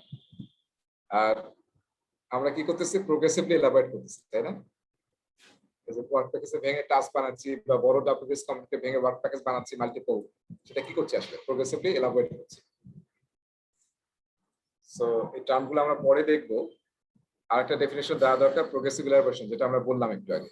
হ্যাঁ, যে স্টেপ বাই স্টেপ আমরা প্রোগ্রেসিভলি এলাবোরেট করবো, আরো ডিটেইল করবো। যেমন এখানে সুন্দর একটা ছবি দেখানো হয়েছে যে একটা যখন বই আমরা লিখি, তাই না, কি হয়, সাদা পেজ থাকে, তারপর আমরা একটু লিখি, তারপর আরো কিছু লিখলাম, তারপর 2 পেজ দেখলাম, এইভাবে কিন্তু ধীরে ধীরে এলাবোরেট হয়ে বইটা লেখা হয়। সেটা হচ্ছে প্রোগ্রেসিভ এলাবোরেশন। সো প্রজেক্টেও আমরা এটা সব প্রজেক্টে ইউজ করি, এবং আপনার লাইফেও তাই ইউজ করি। যখন যে কাজটা ইমিডিয়েটলি আছে সেটা আমরা ডিটেইলে করি, যেটা আমরা পরে করব সেটা নিয়ে পরে চিন্তা ভাবনা করি। ঠিক আছে, ডান। আর এগুলো আমরা অলরেডি পড়ছি, দেখেন এই যে জিনিসগুলো আমি আপনাদের পড়াইছি, এবং চ্যাপ্টার 3 এর সাথে এটা directly connected. Predictive life cycle কোথায় আমরা ইউজ করব, predictive life cycle, adaptive life cycle কাকে বলে, হাইব্রিড কাকে বলে, হ্যাঁ। তারপরে যে এই জিনিসগুলো আমি দেখিয়েছিলাম, পড়িয়েছি। অ্যাজাইল মানে, এই যে অ্যাজাইল মানে কিন্তু এইটা, তাই না, iterative repetition with incremental delivery. Iterative আমরা 100 কাজগুলো করব আর ইনক্রিমেন্টালি আমরা ডেলিভারি দেব, দুইটার কম্বিনেশন অ্যাজাইল। আর আমরা এই যে কোথায় কোথায় অ্যাজাইল ইউজ করব এই টেবিলটা কিন্তু আগেও আমরা দেখেছিলাম, আপনারা চ্যাপ্টার 3 পড়লে দেখবেন যে সব ওখানে আছে, আমার স্লাইডেও আছে। আর এই ভিডিওটা আমরা দেখেছিলাম যে কোথায় অ্যাজাইল অ্যাপ্রোপ্রিয়েট আর কোথায় অ্যাজাইল অ্যাপ্রোপ্রিয়েট না। ঠিক আছে, সো সেই ভিডিওটা আমরা কিন্তু দেখেছিলাম ওই লেসন চ্যাপ্টার 3 যখন পড়েছি। সো এটা আমরা দেখবো না। তাহলে এই টপিকটা কিন্তু অলরেডি আমরা কভার করেছি এবং এটা কাইন্ডলি সবাই অ্যাজাইল প্র্যাকটিস গাইডের চ্যাপ্টার 3 থেকে ডিটেল করবেন। আমি যেটা অলরেডি পড়িয়েছি আপনাদের। আচ্ছা, এবার শুরু করছি আমরা প্ল্যান এন্ড ম্যানেজ স্কোপ। তাহলে প্রজেক্টের শুরুতে আমাদের কি করতে হয়? এই যে ট্রায়াঙ্গেলটা মনে আছে? ট্রায়াঙ্গেলটা মানে কি? এটা কি কি ট্রায়াঙ্গেল এটা? Iron triangle. হ্যাঁ, আয়রন ট্রায়াঙ্গেল বলি আমরা। স্কোপ এক আর্মে থাকে, এক সাইডে হচ্ছে স্কোপ, এক সাইডে হচ্ছে শিডিউল, আর এক সাইডে হচ্ছে কস্ট Cost. বা বাজেট, আর মাঝখানে আমরা কোয়ালিটি বলি। সেই যে আয়রন ট্রায়াঙ্গেল, আমরা কিন্তু এই চারটা topic scope, schedule, quality, cost, এই চারটা টপিক কিন্তু আমরা এখন সিকোয়েন্সিয়ালি করব। কারণ এই চারটা টপিক আসলে সব প্রজেক্ট ম্যানেজমেন্টের হার্ট। আসলে আপনার স্কোপ কি ফাইনালাইজ করতে হবে, প্রজেক্টে আমরা কি করতে চাই, হোয়াট। স্কোপ মানে কি বলেছিলাম? What of the project. আর শিডিউল মানে হচ্ছে কাজটা এই হোয়াট ডেলিভারি দিতে কত সময় লাগবে আমাদের, প্রতিটা অ্যাক্টিভিটি করতে কত সময় লাগবে, হোয়াট প্যাকেজ দিতে কত সময় লাগবে, এবং কস্ট মানে হচ্ছে বাজেট, কত টাকা লাগবে। আর কোয়ালিটি ক্রাইটেরিয়া মিট না করলে বাকিগুলো তো করে লাভ হবে না, কোয়ালিটিটা এনশিওর করতেই হবে। সেই চারটা একদম আসলে core of any project management. হ্যাঁ, আর যে কোনো মেথড ইউজ করেন, অ্যাজাইল ইউজ করেন, যা ইউজ করেন না কেন, সব জায়গায় এই জিনিসগুলো আছে। তবে আমরা যখন স্কোপ করছি, আমরা দেখবো যে প্রেডিক্টিভে কিভাবে স্কোপ ম্যানেজ করা হয়, আর সাইমালটেনিয়াসলি আমরা দেখবো অ্যাজাইলে কিভাবে স্কোপ ম্যানেজ করা হয়। অ্যাজাইলে স্কোপ কিভাবে ম্যানেজ করা হয় সেটা কিন্তু অলরেডি আমরা দেখেছি। অ্যাজাইলের সমস্ত রিকোয়ারমেন্ট কোথায় রাখা হয়? Product backlog. Product backlog. তো ওই আলোচনাগুলো কিন্তু আমরা করে আসছি, এখন দেখবেন যে আমরা একটু রিপিট করবো এবং আরো কিছু জিনিস ডিটেল দেখবো। যেমন ইউজার স্টোরি নিয়ে কথা বলেছি, ইউজার স্টোরি কিভাবে লেখা হয়, ফরম্যাটটা কি, এক্সাম্পল আমরা ওইভাবে দেখি নাই। তারপর definition of ready, definition of done, সেগুলো এক্সাম্পল আমরা এখানে দেখবো। সবগুলোতে স্কোপ রিলেটেড। সো অ্যাজাইলে আমরা ট্রেডিশনাল প্রজেক্টে আমরা কয়েকটা স্টেপস ফলো করি যখন স্কোপ ফাইনালাইজ করি, যে আমাদের প্রজেক্টের স্কোপ। এই টপিকটার মেইন হচ্ছে যে আমাদের প্রজেক্টের বাউন্ডারি সেট করা। বাউন্ডারি মানে কি? What is inside project, what is in the project, and what is not in the project. এটার ক্লিয়ার বাউন্ডারি সেট করা, what is not in the project. ঠিক আছে? এবং সেটা করার জন্য আমরা কয়েকটা স্টেপস ফলো করি। 1 নম্বর স্টেপ হচ্ছে আমরা প্ল্যান করি, প্ল্যান স্কোপ ম্যানেজমেন্ট। আমি সংক্ষেপে লিখছি। প্রথম যে স্টেপ বা প্রসেসটা প্ল্যান স্কোপ ম্যানেজমেন্ট, আমি একটু পরে ব্যাখ্যায় যাচ্ছি। তারপর হচ্ছে কি করা হয়? Collect requirements. আমরা স্কোপ কোথা থেকে পাবো? রিকোয়ারমেন্ট গ্যাদার করতে হবে কাস্টমারের কাছ থেকে বা বিভিন্ন ডকুমেন্টস থেকে বা কন্ট্রাক্ট যেটা আমরা লিখে করেছি সেটা থেকে কালেক্ট রিকোয়ারমেন্টস। তারপরে কি করা হয়? Define scope. রিকোয়ারমেন্ট কালেক্ট করার পরে আমরা ফাইনালি আবার ওটাকে ডিফাইন করি যে হ্যাঁ, this is our defined scope, এর বাইরে আমরা যাব না। আর যদি এর বাইরে যাই তাহলে আমাদেরকে চেঞ্জ ম্যানেজমেন্টের থ্রুতে যেতে হবে। Define scope. আমরা কিন্তু সব টপিক জন্য আলোচনা করব, পাশাপাশি কিন্তু আমরা অ্যাজাইলেও আলোচনা করব যে অ্যাজাইলের সেম জিনিসটা কিভাবে করা হয়। এবং অলরেডি এগুলো আলোচনা করছি। অ্যাজাইলে কিন্তু সব আলোচনা আমি আগে করে ফেলেছি, এখন জাস্ট আমি আবার রিপিট করবো যে সব জায়গায় এটা আসবে এবং আরো কিছু জায়গা হতে ডিটেল যাবে। আচ্ছা, ডিফাইন স্কোপ। তারপরে হচ্ছে create WBS, create work pattern structure. হ্যাঁ, তাহলে এই কয়টা দেখেন, এই কয়টা যে আমি লিখলাম, এটা একটা আমাদের বোঝা দরকার যে তার মানে কি আসলে পিএমআই গাইডলাইন হচ্ছে আপনি যখন কোনো কাজ শুরু করবেন তার আগে আপনি প্ল্যানিং করবেন। আপনাদের কি দেখিয়েছিলাম, ফুটবল খেলার ভিডিও দেখিয়েছিলাম, ফুটবল খেলার ভিডিও। দেখছিলাম। হ্যাঁ, দেখেছিলেন না? তার মানে কিন্তু আপনাকে হ্যাঁ প্ল্যানিং করতে হবে। সো আমরা যখন স্কোপ নিয়ে কাজ শুরু করছি, যে প্রজেক্টের স্কোপ ডিফাইন করব, তখন পিএমআই বলছে যে আপনি স্কোপটা কিভাবে রিকোয়ারমেন্ট কালেক্ট করবেন, কিভাবে স্কোপ ডিফাইন করবেন, ডাব্লিউবিএস তৈরি করবেন। হ্যাঁ, তারপর আরো 2টা আছে আমি যেটা লিখি নাই। হ্যাঁ, আরো 2টা আছে যেটা আমি লিখি নাই, সেটা হচ্ছে এটা। সেটা হচ্ছে আপনার কন্ট্রোল স্কোপ, কিভাবে কন্ট্রোল করবেন এবং কিভাবে কাস্টমারকে দিয়ে ভ্যালিডেট করাবেন যে আপনার স্কোপটা ডেলিভারি ঠিক আছে কিনা। হ্যাঁ, এই যে টোটাল কয়টা দেখছি, 6টা প্রসেস। আপনি কিভাবে রিকোয়ারমেন্ট কালেক্ট করবেন, কিভাবে স্কোপ ডিফাইন করবেন, তারপরে ডাব্লিউবিএস তৈরি করবেন, কিভাবে স্কোপটা throughout the life cycle of project control করবেন এবং কিভাবে কাস্টমারকে দিয়ে ভ্যালিডেট করে এটা ডেলিভারি দিবেন, সেই এন্ড টু এন্ড গাইডলাইনটা লেখা থাকবে হচ্ছে স্কোপ ম্যানেজমেন্ট প্ল্যান। সেটা ফলো করে আসলে আমরা সামনের প্রসেসগুলো করব। এবং স্কোপ ম্যানেজমেন্ট প্ল্যানে আরো কি থাকবে, যে আমরা কি কি টুলস টেকনিক ইউজ করবো যখন প্রতিটা প্রসেস করব, এবং টেইলরিং ইনফরমেশন থাকবে যে আমি আসলে বিভিন্ন প্রজেক্টের উপর ডিপেন্ড করে এই কাজগুলো আসলে অনেক ডিটেল করতে হয়, আবার কোথাও হয়তো খুবই সিম্পল অল্প করলেও হবে। সেই সব জিনিসগুলো থাকবে হচ্ছে প্ল্যান স্কোপ ম্যানেজমেন্ট। এবং স্কোপ ম্যানেজমেন্ট প্ল্যান থেকে যেটা আমরা তৈরি করব, যে ডকুমেন্টটা তৈরি করব, সেটার নাম হচ্ছে scope management plan. Scope management plan, সেটা ফলো করে বাকি কাজগুলো করব। তবে এখানে একটা ছোট জিনিস আছে, সেটা হচ্ছে যে এই যে রিকোয়ারমেন্ট আমরা যে কালেক্ট করতেছি,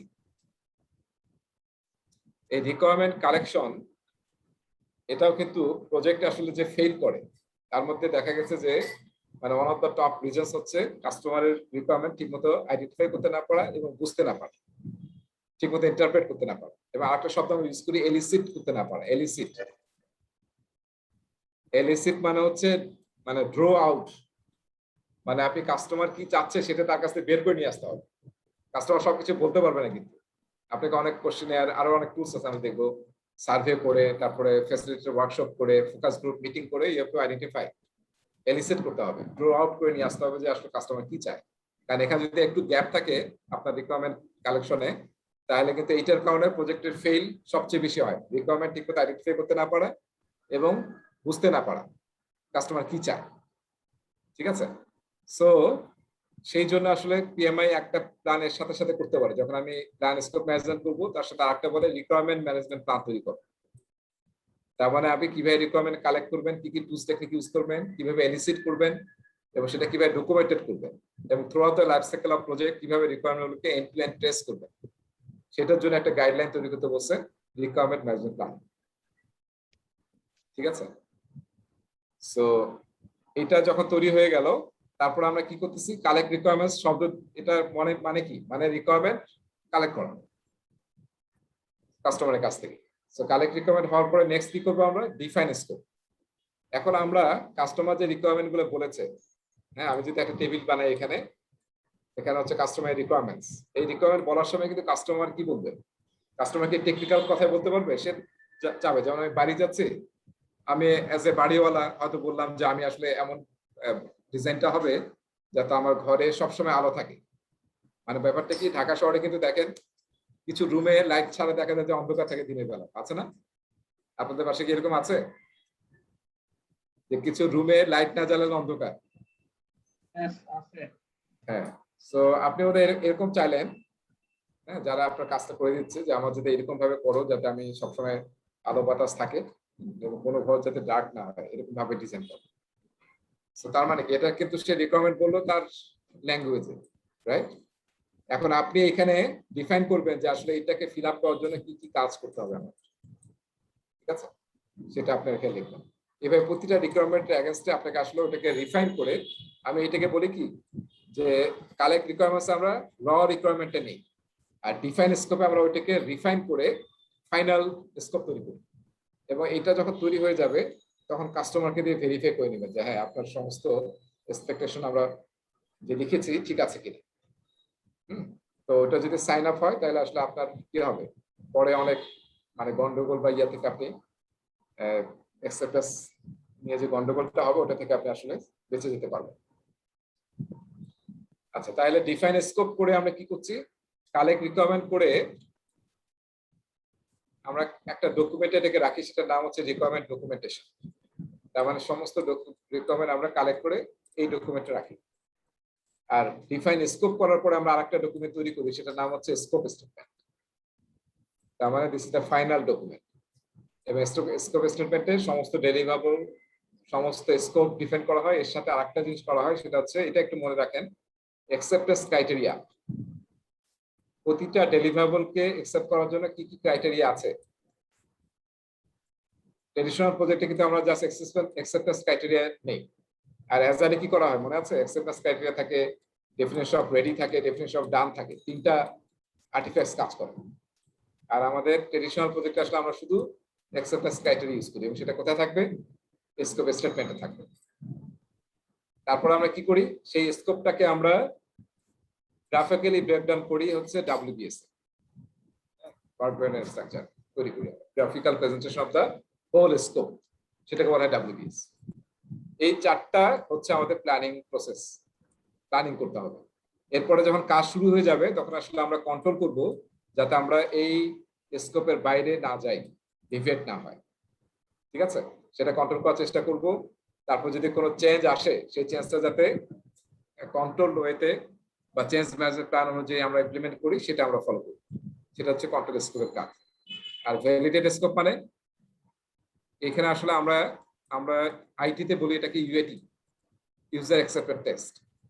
তার মানে আপনার এখন সব মানে ডেলিভার তৈরি হচ্ছে, এক একটা ইনক্রিমেন্ট তৈরি হচ্ছে বা ডেলিভার তৈরি হচ্ছে, আপনি কাস্টমারকে দিয়ে ভ্যালিডেট করে নেন যে ইনক্রিমেন্টটা ঠিক আছে কিনা। অ্যাজাইলে এটা কি, এটাকে আসলে আমরা অ্যাজাইলে বলি ইটারেশন রিভিউ, তাই না? ইটারেশন রিভিউতে আমরা ভ্যালিডেট করে কাস্টমারকে দাও।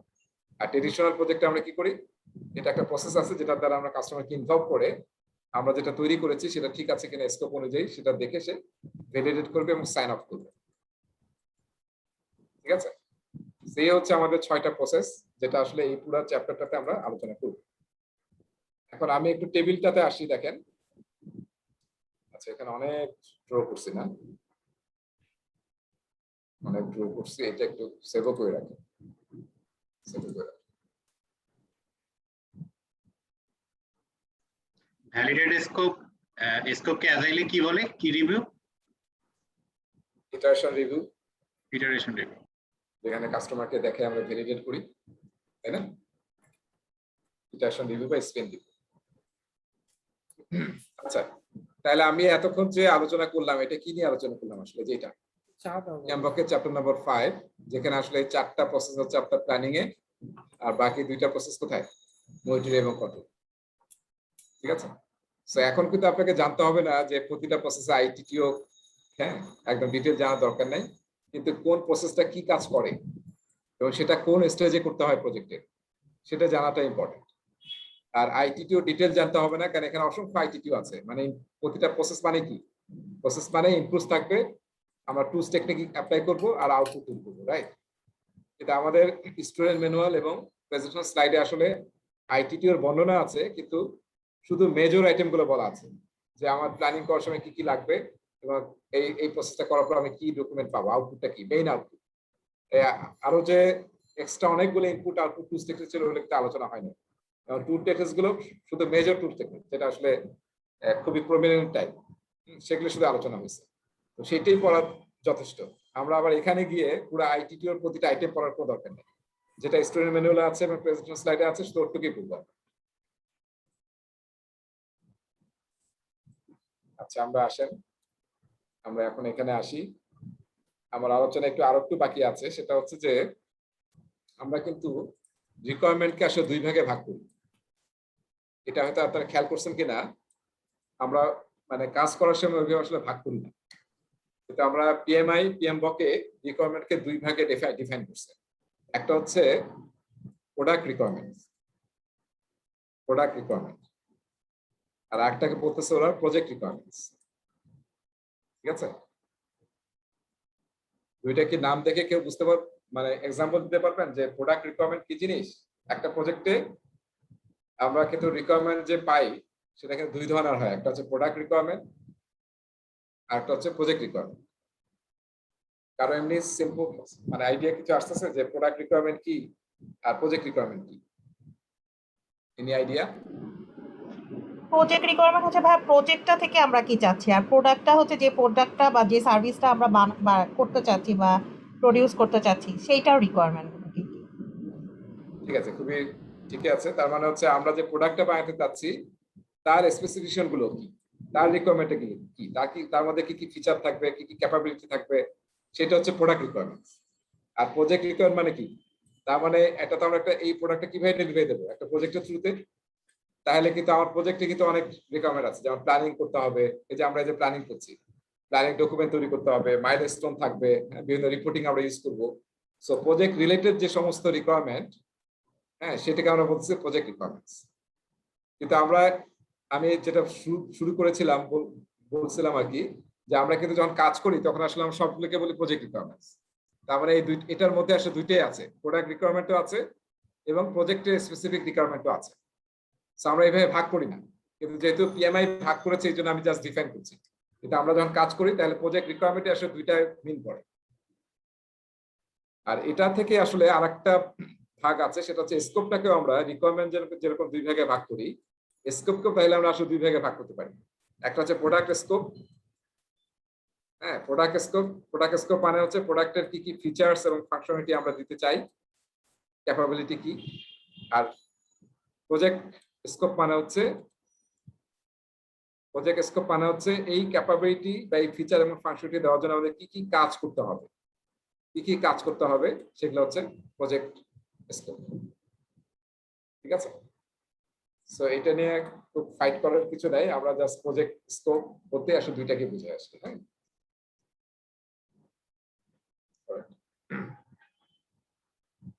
আচ্ছা আসেন তাহলে আমরা শুরু করি। তাহলে প্রথম কাজ কি করতে হবে, স্কোপ ম্যানেজমেন্ট প্ল্যান তৈরি করতে হবে। আমি আগে বলেছি স্কোপ ম্যানেজমেন্ট প্ল্যান হচ্ছে যে আমরা কিভাবে স্কোপের আইডেন্টিফাই করব, ডিফাইন করব, তারপর through out the life cycle of project কিভাবে আমরা স্কোপটাকে কন্ট্রোল করব এবং ভ্যালিডেট করব। আর স্কোপ ম্যানেজমেন্ট প্ল্যানে কি থাকবে দেখেন, এই যে কিভাবে আমরা স্কোপ এস্টিমেট তৈরি করব, ডাব্লিউবিএস কিভাবে তৈরি করব, সবগুলো গাইডলাইন থাকবে। আসলে কিভাবে ফর্মাল অ্যাকসেপ্টেন্স করব যেটা ভ্যালিডেট স্কোপে করা হয়। হ্যাঁ, এই সব জিনিসগুলো থাকবে হচ্ছে স্কোপ ম্যানেজমেন্ট প্ল্যান। সেখানে একটা এক্সাম্পলও দেওয়া আছে স্কোপ ম্যানেজমেন্ট প্ল্যান। আর আমি কি আপনাদের কোন একটা বই দিয়ে শেয়ার করেছি, সিনথিয়া স্টাকপল?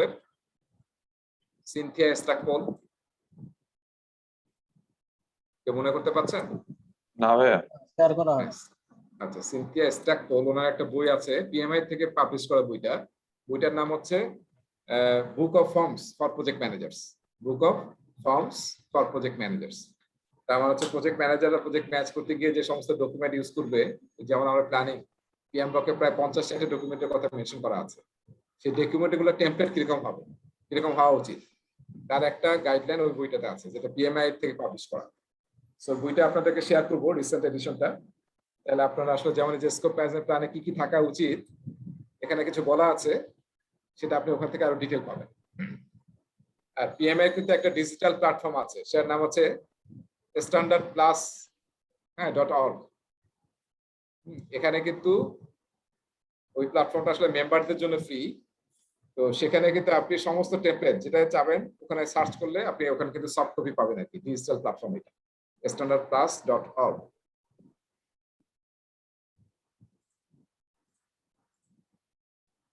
এবং স্কোপ ম্যানেজমেন্ট প্ল্যান তৈরি করার সময় আসলে আমরা এই তিনটা টেকনিক ইউজ করি, মানে টুল টেকনিক যেটা ইউজ করি আমরা স্কোপ ম্যানেজমেন্ট প্ল্যান তৈরি করার সময়। যখনই আপনারা এইটাতে আমি একটু মানে ব্যাক অ্যান্ড ফোর্থ যাচ্ছি, এখানে তো সবাই আগেও আমি বলেছিলাম যে সব নলেজ এরিয়া কিন্তু শুরুতে দেখবেন একটা কি আছে, প্ল্যানিং আছে, তাই না? Plan cost management, plan schedule management, plan quality management, এটা কিন্তু প্রতিটা জায়গায় আছে। তার মানে কি? তার মানে হচ্ছে যখনই আপনি এরকম প্ল্যান করবেন, এই প্ল্যানটা যখন তৈরি হয়ে যাবে, মনে রাখতে হবে বাকি প্রসেসগুলো কিন্তু এই স্পেশালি এই নলেজ এরিয়া বাকি প্রসেসগুলো কিন্তু ওইটাকে ফলো করে করা হবে, কারণ ওটা হচ্ছে গাইডলাইন ডিপেন্ড করছে। ঠিক আছে, আর বেশিরভাগ জায়গায় আমরা দেখবো যখন প্ল্যানিং নিয়ে আমরা কাজ করি তখন এই তিনটা টুল নিয়ে আলোচনা হয়। এটা আর অন্য জায়গায় খুব একটা পাবেন না, এখানে আলোচনা হয়ে যাচ্ছে। তার মানে সব প্ল্যানিং এ কিন্তু আমরা এই কমন টুলগুলো ইউজ করি। একটা হচ্ছে যখন আমরা প্ল্যানিং করি আমরা কি করি, আমাদের এক্সপার্ট জাজমেন্ট ইউজ করি, রাইট? আমাদের নিজেদের জ্ঞান, তারপর আমাদের সিনিয়র যারা আছে তাদের সাথে আমরা কথা বলি, সাবজেক্ট ম্যাটার এক্সপার্টরা আমাদের হেল্প করতে পারে, তারপর আমাদের কনসালটেন্টরা আমাদের হেল্প করতে পারে, সেটাকে বলা হচ্ছে আমরা এক্সপার্ট জাজমেন্ট। অল্টারনেটিভ অ্যানালাইসিস, যেটা আমি বলেছিলাম ম্যানেজমেন্ট টেকনিক, যে আমরা কখনোই কিন্তু যখনই কোনো প্ল্যান করব কখনো মানে প্ল্যান এ শুধু করে রেখে দেবো না, আমরা কিন্তু প্ল্যান বি প্ল্যান সি করে রাখতে হবে। যদি কোনো কারণে প্ল্যান এ ফেল করে তাহলে যাতে আমরা ইমিডিয়েটলি প্ল্যান বি তে যেতে পারি। সো আপনি অল্টারনেটিভটাও কিন্তু চিন্তা ভাবনা করতে হবে যখন প্ল্যানিং করতেছেন। আর প্ল্যানিং করার সময় কি করতে হবে, সবাই মিলে প্ল্যানিং করতে হবে, একা না যে একা বসে আমি আমার রুমে প্ল্যানিংটা করে সবাইকে শেয়ার করে দিই। ঠিক আছে, সবাই মিলে আমরা প্ল্যানিংটা করবো, যাদেরকে এখানে ইনভলভ করলে আপনি বেটার প্ল্যানিং তৈরি করতে পারবেন তাদেরকে আপনি ইনভলভ করবেন। সেটা পিএম অফিস হোক, আপনার টিমের লোকজন হোক, অন্য ডিপার্টমেন্টের লোকজন হোক, যাকে আপনি চাচ্ছেন টেক হেল্প। ঠিক আছে, যে আমরা একটু আগে বললাম প্রজেক্ট রিকোয়ারমেন্টস কাকে বলে, ডেফিনেশন এখানে আছে, আমরা অলরেডি আলোচনা করছি যে প্রজেক্টের মাইলস্টোন, কন্ট্রাকচুয়াল অব্লিগেশন, কোন কনস্ট্রেন্ট, যেটা একদম ডাইরেক্ট প্রজেক্ট ব্যাপারে বলতেছে, কি কি প্রসেস ফলো করতে হবে, এগুলো হচ্ছে প্রজেক্ট রিকোয়ারমেন্টস। আর প্রোডাক্ট রিকোয়ারমেন্ট হচ্ছে ওই যে প্রোডাক্টটা আমরা বানাচ্ছি তার ক্যাপাবিলিটি কি কি থাকবে, সেই প্রোডাক্ট সার্ভিস বা আউটকাম আউটপুটে কি কি থাকবে। So project and product requirements, হ্যাঁ একসাথে বলা হয়েছে high level requirements might be documented in the project charter, তাই না? প্রজেক্ট চার্টার আমরা কি করি মনে আছে? প্রজেক্ট চার্টারে কিন্তু আমরা হাই লেভেল সমস্ত রিকোয়ারমেন্ট লিখি, তাই না? প্রজেক্টের ডেসক্রিপশন কি, ডেলিভারেবল কি, সব হাই লেভেল লেখা থাকে। তো সেখানে কিন্তু আমরা প্রজেক্ট রিকোয়ারমেন্ট গুলো লিখি। Verify that all requirements are determined and documented, provide the foundation for building the WBS. এই রিকোয়ারমেন্ট থেকেই কিন্তু আমরা পরে ডাব্লিউবিএস তৈরি করি, সেটা আমরা স্টেপ বাই স্টেপ যাচ্ছি। প্রোডাক্ট স্কোপ, ফিচার্স এবং ফাংশনালিটি, যে প্রোডাক্টটা বানাতে যাচ্ছি সেটাকে আমরা বলতেছি প্রোডাক্ট স্কোপ। আর যে কাজ করতে হবে সেই প্রোডাক্ট স্কোপ, সেই ফিচার এবং ফাংশনালিটি ডেলিভারি দেওয়ার জন্য, সেটাকে আমরা বলতেছি প্রজেক্ট স্কোপ। ঠিক আছে? তার মানে এখন যদি আমি বলি, ধরেন আমি একটা গেম বানাবো, হ্যাঁ, যে গেমে 30টা লেভেল থাকবে, একটা লেভেল সাকসেসফুলি পাস করলে আপনি সেকেন্ড লেভেলে যেতে পারবেন। তাহলে এটা কি, এটা কি প্রোডাক্ট স্কোপ নাকি project scope? Product scope. Product scope. তারপর আপনি গেমের মধ্যে প্রতিটা লেভেলে ডিফারেন্ট সিনারিও থাকে, তাই না? সিনারি থাকে না, যারা গেম খেলছেন বিভিন্ন সিনারি থাকে, একটা লেভেল থেকে একটা লেভেল গেলে ডিফারেন্ট সিনারি। তাহলে সিনারিটা কি, প্রোডাক্ট স্কোপ নাকি প্রজেক্ট স্কোপ? Project scope. হ্যাঁ, প্রজেক্ট। এটাও প্রোডাক্ট স্কোপ। Product scope. হ্যাঁ, এটাও প্রোডাক্ট স্কোপ, মানে এটা প্রোডাক্টের ফিচার, যে এটা সিনারিটা এরকম হবে। আমরা বলছি যেটা কাজ।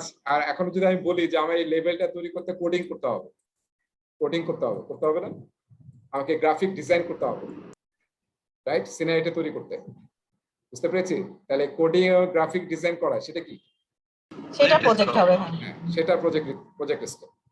তার মানে প্রোডাক্টের স্কোপ ডেলিভারি দেওয়ার জন্য আমরা যে সমস্ত কাজ করি সেটাকে বলা হয় প্রজেক্ট স্কোপ। কিন্তু মনে রাখতে হবে, এই যে আমি যে কথাটা বলেছিলাম, প্রজেক্ট স্কোপ মে ইনক্লুড প্রোডাক্ট স্কোপ। আমরা আসলে ইন্ডাস্ট্রিতে এইভাবে আলাদা করি না, করি না, কিন্তু ওই একটা ডকুমেন্টই থাকে যেখানে সব লেখা থাকে, যে আমরা কি কি ফিচার ফাংশনালিটি চাচ্ছি এবং সেটা আমরা কিভাবে ডেলিভারি দেব। সো জাস্ট জানার জন্য ইয়া করলাম আমরা, কিন্তু আসলে আমরা কাজ করার সময় একভাবে একসাথে ওটা করে ফেলি। এখন দেখেন এই যে আমরা প্রেডিক্টিভে কি করি, ওই যে প্রজেক্টকে ভেঙে ডাব্লিউবিএস তৈরি করি এবং ডাব্লিউবিএস এর সব শেষে হয় ওয়ার্ক প্যাকেজ। আর প্রতিটা ওয়ার্ক প্যাকেজের জন্য আমরা ডাব্লিউবিএস ডিকশনারি তৈরি করি। সামনে আমরা আলোচনা করব what is WBS dictionary, just মনে রাখি টার্ম। আর অ্যাজাইলে কি করা হয়, অ্যাজাইলে রিকোয়ারমেন্ট, সেটা যায় যে রিকোয়ারমেন্ট হোক না কেন, কি হবে, সবগুলো আসলে আমরা ব্যাকলগে রাখি, যেটাকে বলে প্রোডাক্ট ব্যাকলগ। আর এখানে একটু ডিফারেন্সিয়েট করা হয়েছে, দেখেন যে প্রজেক্ট স্কোপ আমরা মেজার করি কিসের এগেইনস্টে? Measure completion of project scope against the project management plan. Project স্কোপটা, প্রজেক্ট ম্যানেজমেন্ট প্ল্যানটা ফলো করছে কিনা, তাহলে বুঝবো যে প্রজেক্ট স্কোপ ফলো হয়েছে। আর product scope against product requirements. Product requirement যেটা আমরা হ্যাঁ বলেছি, সেটা যদি আমরা মেজার করতে চাই যে প্রোডাক্ট স্কোপ হয়েছে কিনা, তাহলে আমাদের প্রোডাক্ট রিকোয়ারমেন্ট এগেইনস্ট সেটা মেজার করব। আচ্ছা, একটা টার্ম কিন্তু আমরা আরো সামনে বারবার দেখব, সেটা হচ্ছে টলারেন্স। টলারেন্স মানে কি?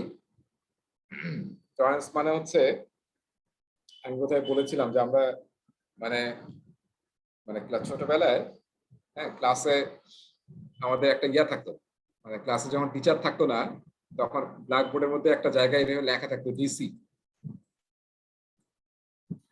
হ্যাঁ, ডিসি লেখা থাকতো। ডিসি মানে কি?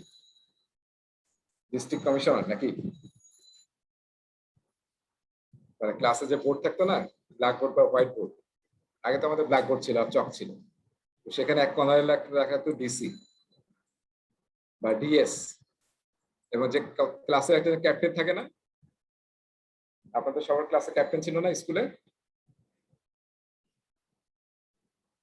সবাই শুনতে ছিল তো, পাচ্ছেন? কে তো ভাইয়া ডিসি এ তো মনে পড়তেছে না ভাইয়া, ডিসি লিখতাম না, এটা আসলে আমার স্কুলের কথা বলছিলাম, তো এই জন্য আপনি বুঝতে পারবেন না। আসলে এটা আসলে আমরা বলতাম যে ডিস্টার্বিং, ডিএস মানে হচ্ছে ডিস্টার্বিং স্টুডেন্ট। কিংবা আমরা আচ্ছা। বলতাম ডিস্টার্বিং ক্যাডেট। তার মানে এই যে স্যার নাই এই সময় কে সবচেয়ে বেশি ক্লাসে, তো দেখছেন স্কুল লাইফে ক্লাসে কি হয়, স্যার না থাকলে মনে হয় বাজার টাজার সব মানে ভেঙে যাবে, তাই না? চিল্লা চিল্লি। তো সেখানে কিন্তু আমরা এই যে লিস্ট করে রাখতো নাম, যে কে কে ডিস্টার্ব করছে, স্যার এসে সবাই কে তিনজন, তার তিনজনকে ডেকে নিয়ে আসো, পিটাও বা কান ধরে তার করে রাখো। হ্যাঁ, এটা এটা এই ঘটনাটা কখন ঘটে? যখন আপনি ছোট থাকবেন। এই যে আমাদের ক্লাস 7-এ আমি একবার খুব মার খেয়েছিলাম আর কি, যে এখানে আমার নাম ছিল এবং আমাকে স্যার খুবই পিটাইছে, স্যার বোধহয় খুব মেজাজ খারাপ ছিল। এই সেম আমরা যখন আবার ক্লাস 11-12-এ উঠে গেলাম, একদিন একটা কোন একটা বড় প্রবলেম হয়েছে, তখন স্যার এসে জিজ্ঞাসা করতেছে যে কে করছে এই সব প্রবলেমটা বা কে সমস্যাটা করছে, কেউ কোনো অ্যান্সার দিচ্ছে না। স্যার সবাইকে পিটাইছে, একজন করছে কিন্তু সবাই মার খেয়েছে, কেউ বলে না যে কি করছে। হয় এটা, তাই না? ছোটবেলায় কিছু হইলে আমরা বলি যে এটা হয়েছে বা আমরা ক্লেম ইয়া করি, কিন্তু যখন আমরা বড় হতে থাকি এটা কিন্তু আর করি না আমরা। সো টলারেন্স মানে হচ্ছে আপনি কি প্রজেক্টের সব ব্যাপারেই সিনিয়রদের কাছে চলে যাবেন, নাকি as a project manager you have some authority. Tolerance level আছে, যার উপরে গেলে you should go to the senior management or sponsor বা আদার পার্সন। বাট যেটা আপনার লিমিটের মধ্যে আছে, আপনার টলারেন্সের মধ্যে আছে, সেটা মধ্যে যদি কোনো ঘটনা ঘটে, কোনো কিছু হয়, তাহলে you should do that with your team. সব কাজেই আমরা যাতে প্রতিটা ইস্যু নিয়ে স্কেচ করতে না যাই, তাহলে আসলে আপনাকে প্রজেক্ট ম্যানেজার বানিয়েছে কেন? সব কাজে যদি আপনি ওখানে চলে যান। তো ছোটবেলায় ক্যাপ্টেন কিন্তু কিছু হইলে স্যারকে জানে, পরে দেখবেন যত সিনিয়র হতে থাকে কিছুই জানে না স্যার, এবং সে মার খাবে কিন্তু বলবে না যে কি হচ্ছে আসলে। সো সেটা হচ্ছে টলারেন্স। হ্যাঁ, সো এটা আমরা কিসের টলারেন্স তৈরি করতে পারি? বাজেটের, যে এই বাজেট কত তোমার লিমিট আছে, এর বাইরে যদি এক্সিড করে তাহলে তোমাকে এটাকে নোটিফাই করতে হবে।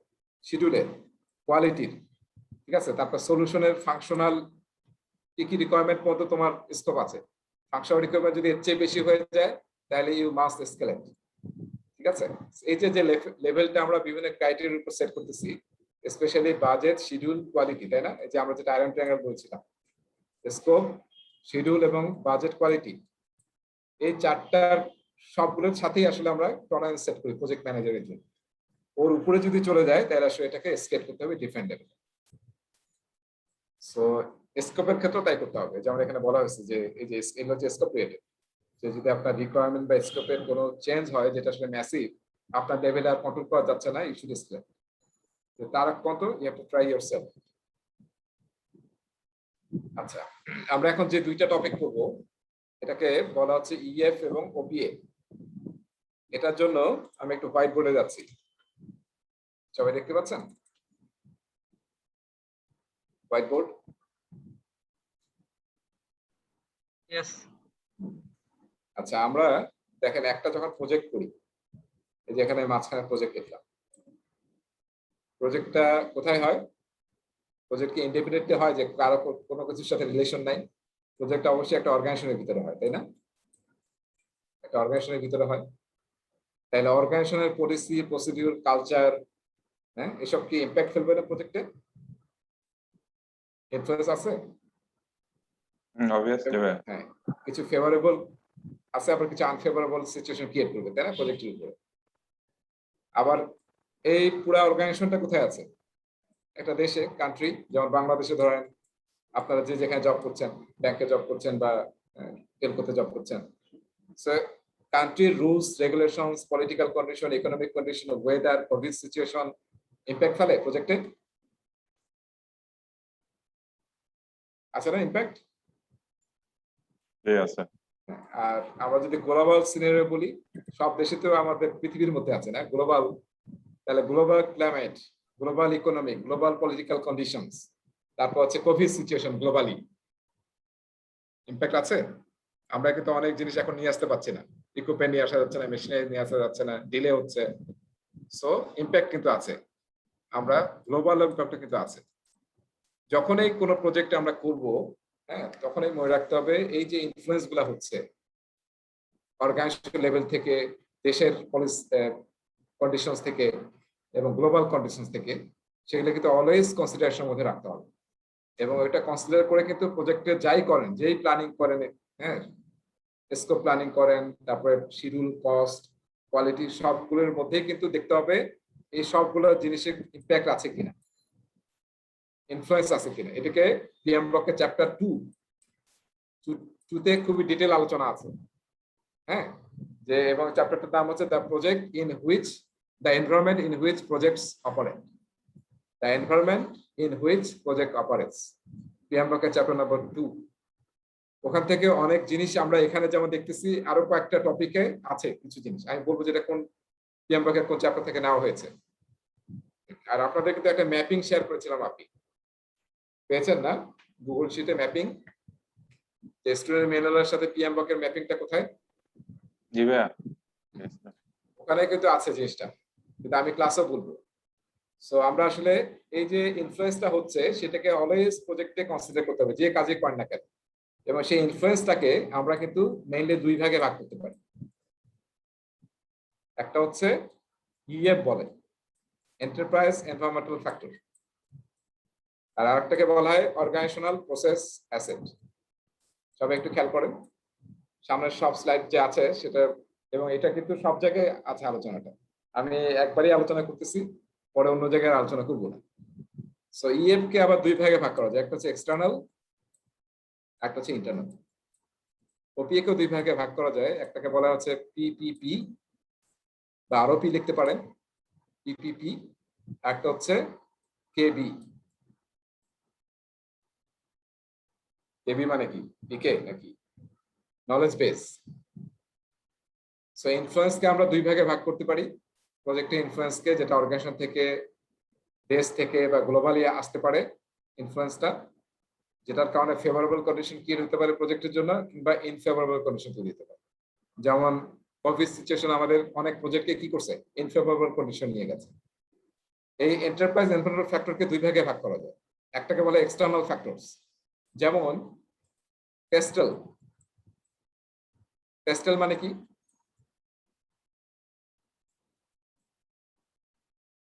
অ্যাক্রোনিমটার আমরা জানি তো না অনেকে, পেস্টেল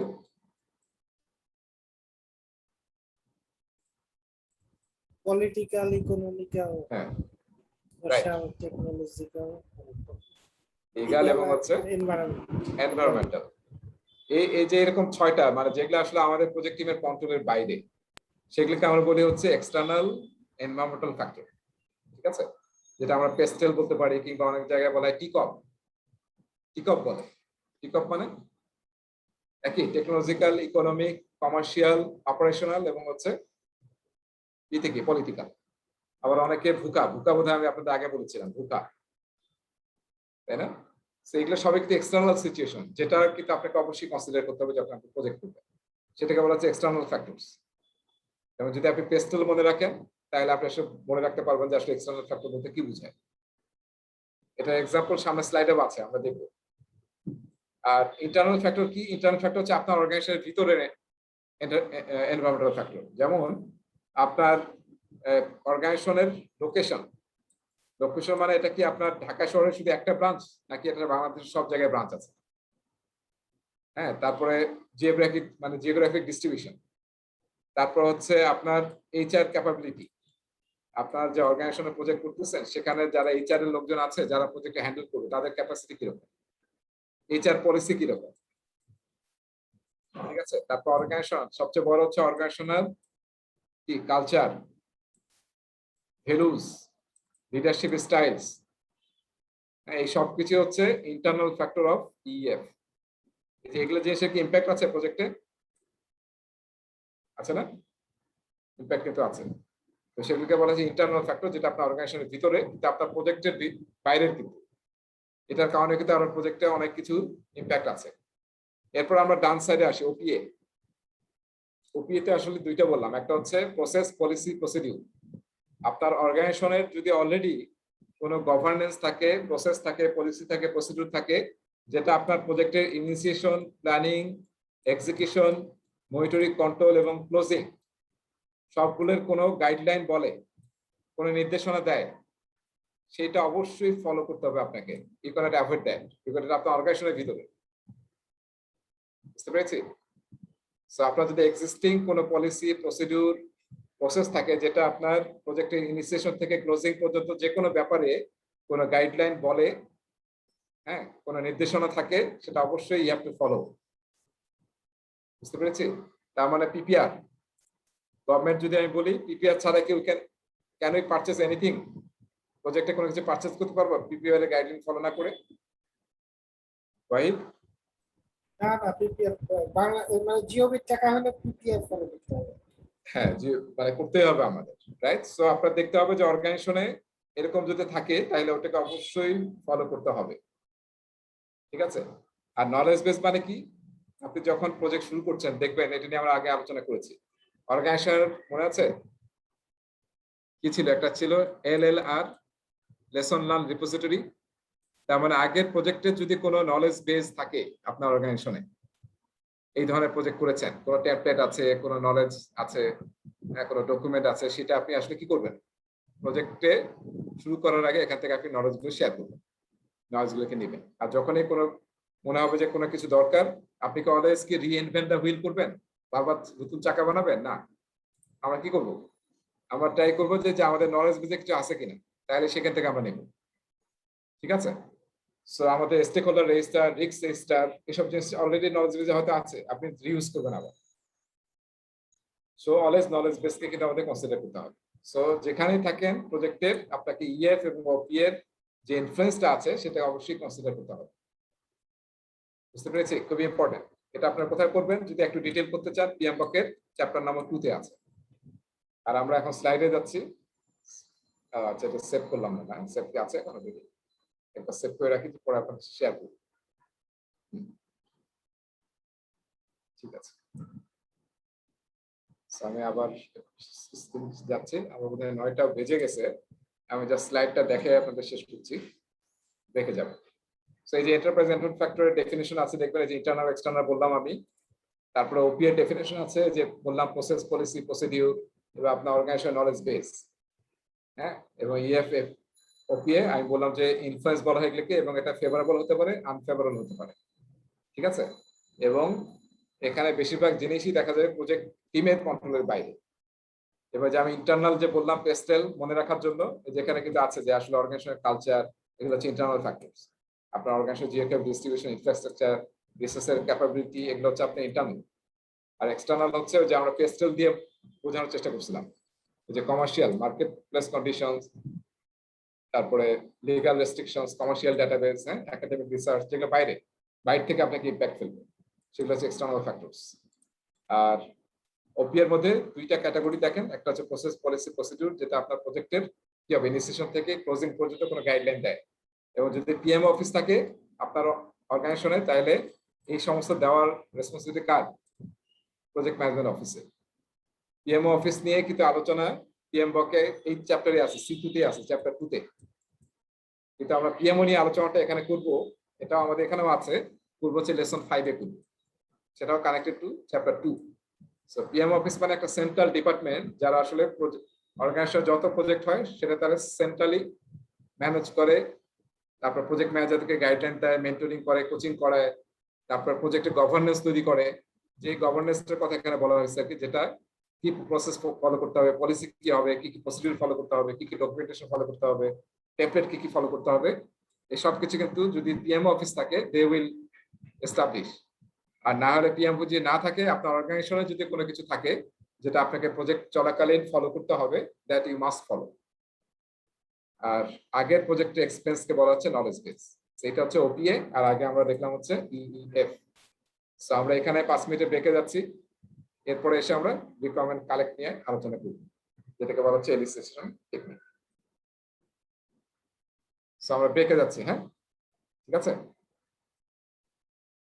ঠিক আছে।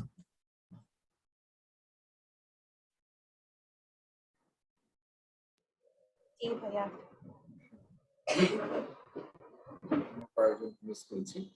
আচ্ছা, তাহলে আমরা কিন্তু মানে স্কোপ নিয়ে পড়াশোনা করছি। এখন আসলে আমরা প্রথম যে এতক্ষণ আলোচনা করলাম পুরোটাই করলাম আসলে ইয়ানি প্ল্যান স্কোপ নিয়ে আলোচনা করলাম,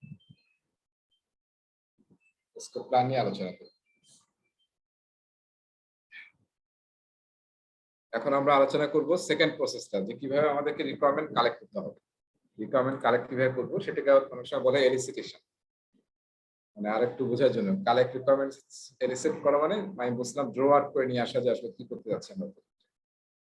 সো এখানে আমরা অনেকগুলো টেকনিক আলোচনা করব, যেটাকে বলা হচ্ছে এলিসিটেশন টেকনিক। এটা আসলে যে টিটিও 27 টেকনিক। সো আমরা যখন রিকোয়ারমেন্ট কালেক্ট করি তখন সবচেয়ে যে টেকনিকটা ইউজ করি সেটা হচ্ছে কি ডকুমেন্ট অ্যানালিসিস করা। তার মানে এক্সিস্টিং ডকুমেন্ট যেগুলো আছে প্রজেক্টে, হ্যাঁ, যেমন কোন একটা কন্ট্রাক্ট, কোন একটা এগ্রিমেন্ট, তো সেই জিনিসগুলোকে আমরা ডকুমেন্ট অ্যানালিসিস করি। সেটার দ্বারা আমরা রিকোয়ারমেন্ট কিন্তু গ্যাদার করতে পারি, বুঝতে পারি। ঠিক আছে? সো যে service agreement, marketing materials, business plans, existing যত ডকুমেন্টেশন আছে আমরা কিন্তু কালেক্ট করে রিকোয়ারমেন্টটা বোঝার চেষ্টা করি। তারপরে আপনার আছে হচ্ছে focus groups. Focus group meeting করি আমরা। ফোকাস গ্রুপ মানে যেখানে আসলে মানে মডারেটর থাকেন এবং আমরা প্রি কোয়ালিফাইড স্টেক হোল্ডার্স এবং সাবজেক্ট ম্যাটার এক্সপার্ট এদেরকে নিয়ে আমরা আসলে মিটিং করি। মিটিং করে আমরা বের করার চেষ্টা করি যে কি কি রিকোয়ারমেন্ট স্টেক হোল্ডারদের আছে। ঠিক আছে? এটাকে বলে ফোকাস গ্রুপস মিটিং। সো এটা থ্রুতে আমরা রিকোয়ারমেন্ট কালেক্ট করি। এবং নরমালি ফোকাস গ্রুপটা মানে লুজলি স্ট্রাকচারড হয়, মডারেটর গাইডেড হয়, একজন মডারেটর থাকেন যিনি এটা করেন, ফোকাস গ্রুপটা পরিচালনা করেন। তো এখানে আমরা আসলে প্রি কোয়ালিফাইড মানে কি আগে থেকে আমরা বলে দিই কারা এই মিটিং এ থাকবে, এবং relevant SME subject matter expert ওখানে থাকেন। ধরেন আপনারা একটা এইচআর সিস্টেম আমরা আমরা একটা ইআরপি সিস্টেম ইমপ্লিমেন্ট করব। সো ইআরপির মধ্যে কিন্তু অনেক মডিউল থাকে, এন্টারপ্রাইজ রিসোর্স প্ল্যানিং যেটা, মানে এখানে এক ফাইন্যান্স সিস্টেম থাকে, এইচআর সিস্টেম থাকে, হ্যাঁ, তারপর হয়তো সেলস এর সিস্টেম আছে। তো আমরা আজকে আমরা এইচআর এর কি কি রিকোয়ারমেন্ট আছে ওটা আসলে গ্যাদার করতে চাই। তাহলে আমরা কি করব? প্রি কোয়ালিফাইড যারা, তার মানে যারা এইচআর নিয়ে কাজ করে তাদেরকে আমরা ডাকবো, এবং আমার সাইড থেকে আসবে আমার এক্সপার্টরা, যারা এসে তাদের রিকোয়ারমেন্ট গুলো বোঝার চেষ্টা করবো যে আসলে কাস্টমার রিকোয়ারমেন্ট কি।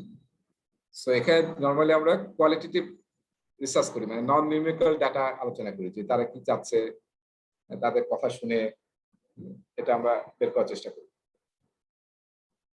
বলে কোয়ালিটেটিভ রিসার্চ টাইপ ডাটা আমরা ফোকাস গ্রুপ দিয়ে কালেক্ট করি, মানে নন নিউমেরিক্যাল ডাটা কালেক্ট করি।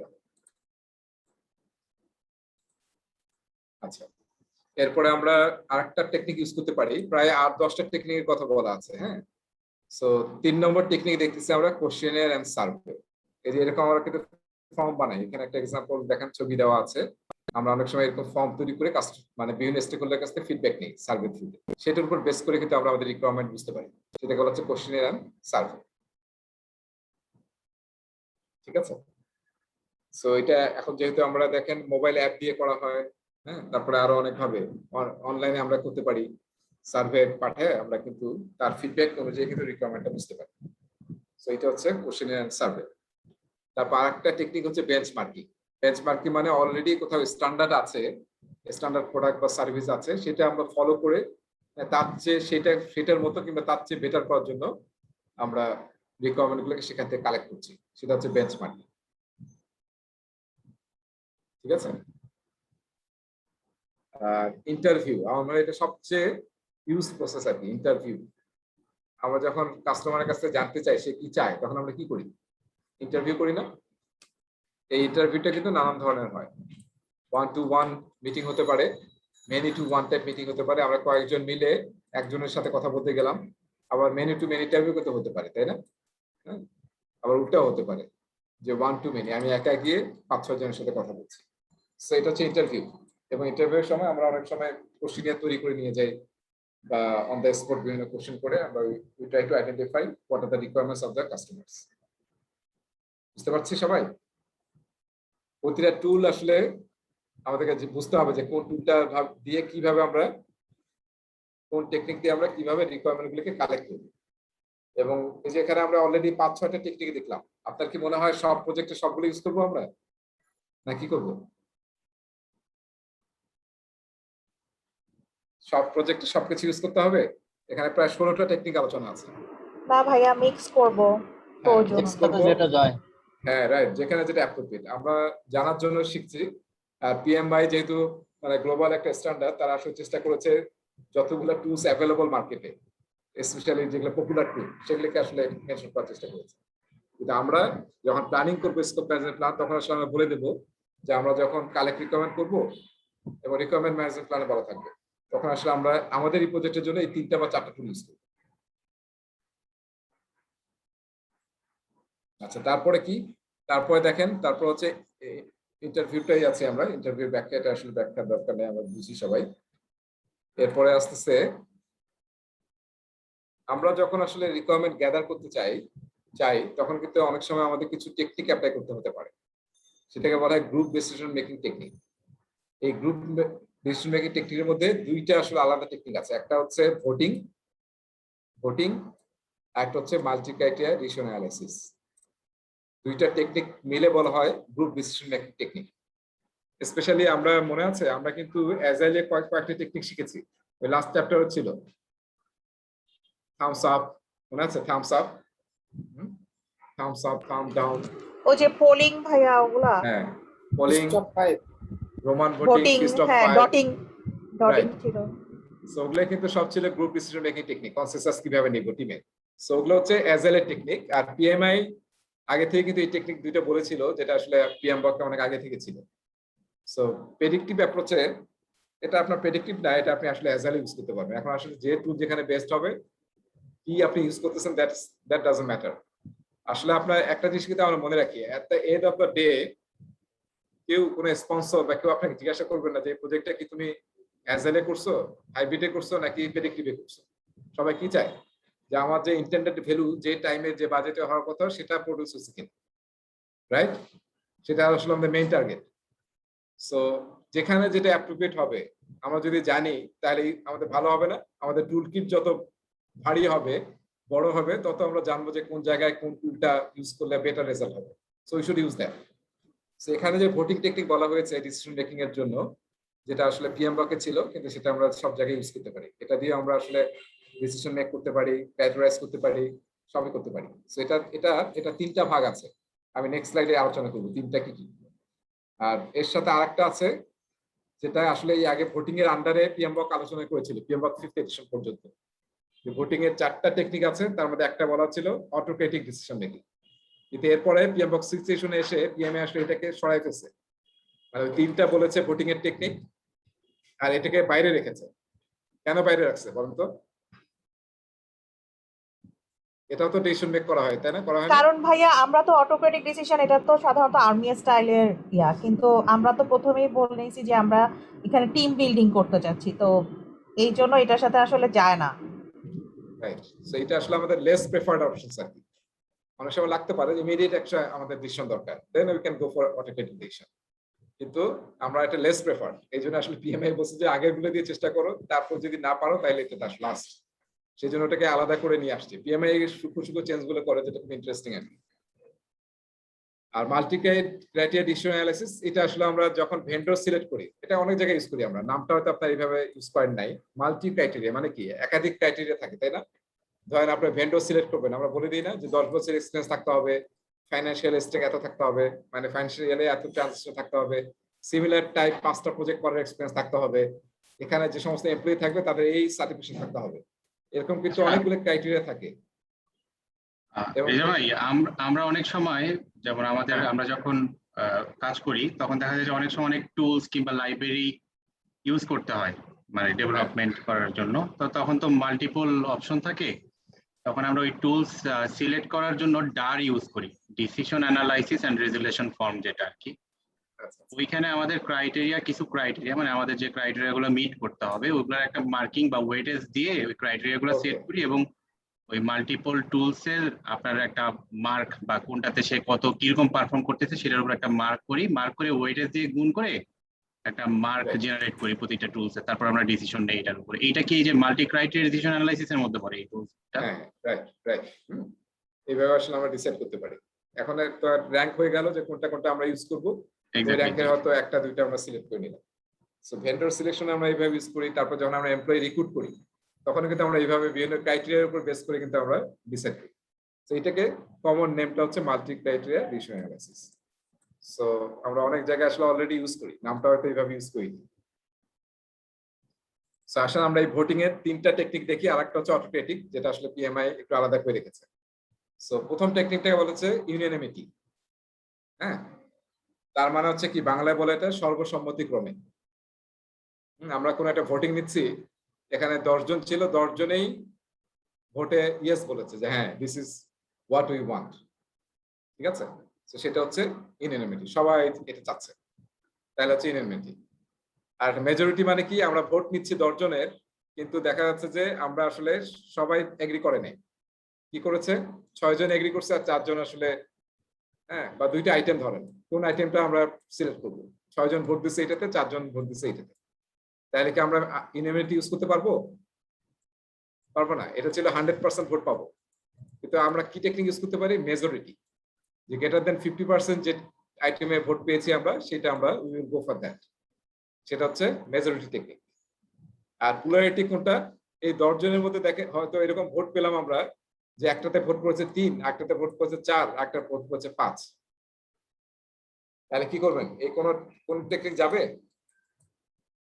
একটা টেকনিক কিন্তু আমরা ডিসিশন মেক করতে পারবো না, কারণ এটা 100% হয় নাই, এটা মেজরিটিও পাচ্ছি না। মেজরিটি মানে কি, 10 জনের মধ্যে ম্যাক্সিমাম মানে 50% বেশি ভোট পেতে হবে, কিন্তু আমরা 5 পেয়েছি, 6 পাই নাই, 5-এর বেশি পাই নাই, আমরা তখন কিন্তু প্লুরালিটি টেকনিক ইউজ করতে পারি, মানে যেটাতে সবচেয়ে বেশি ভোট পাইছি, ঠিক আছে, সেটাতে আমরা সিলেক্ট করবো, সেটা হচ্ছে প্লুরালিটি। সো মনে রাখবেন, পরীক্ষায় কিন্তু আপনার এটা থেকে একটা প্রশ্ন পরীক্ষা আসার কথা, বুঝতে পেরেছি? আর অ্যাজাইল মেথড আমরা অলরেডি আলোচনা করলাম, যে অ্যাজাইল আমরা অলরেডি দেখে এসেছি, ফিস্ট অফ 5 ইউজ করি আমরা, যেখানে প্রতিটা আঙ্গুল বুঝায় ডিগ্রি অফ, ডিগ্রি অফ কি, এগ্রিমেন্ট। আর থামস আপ থামস ডাউন, যেটাকে আমরা সাইডওয়েজ বলা হচ্ছে রোমান ভোটিং।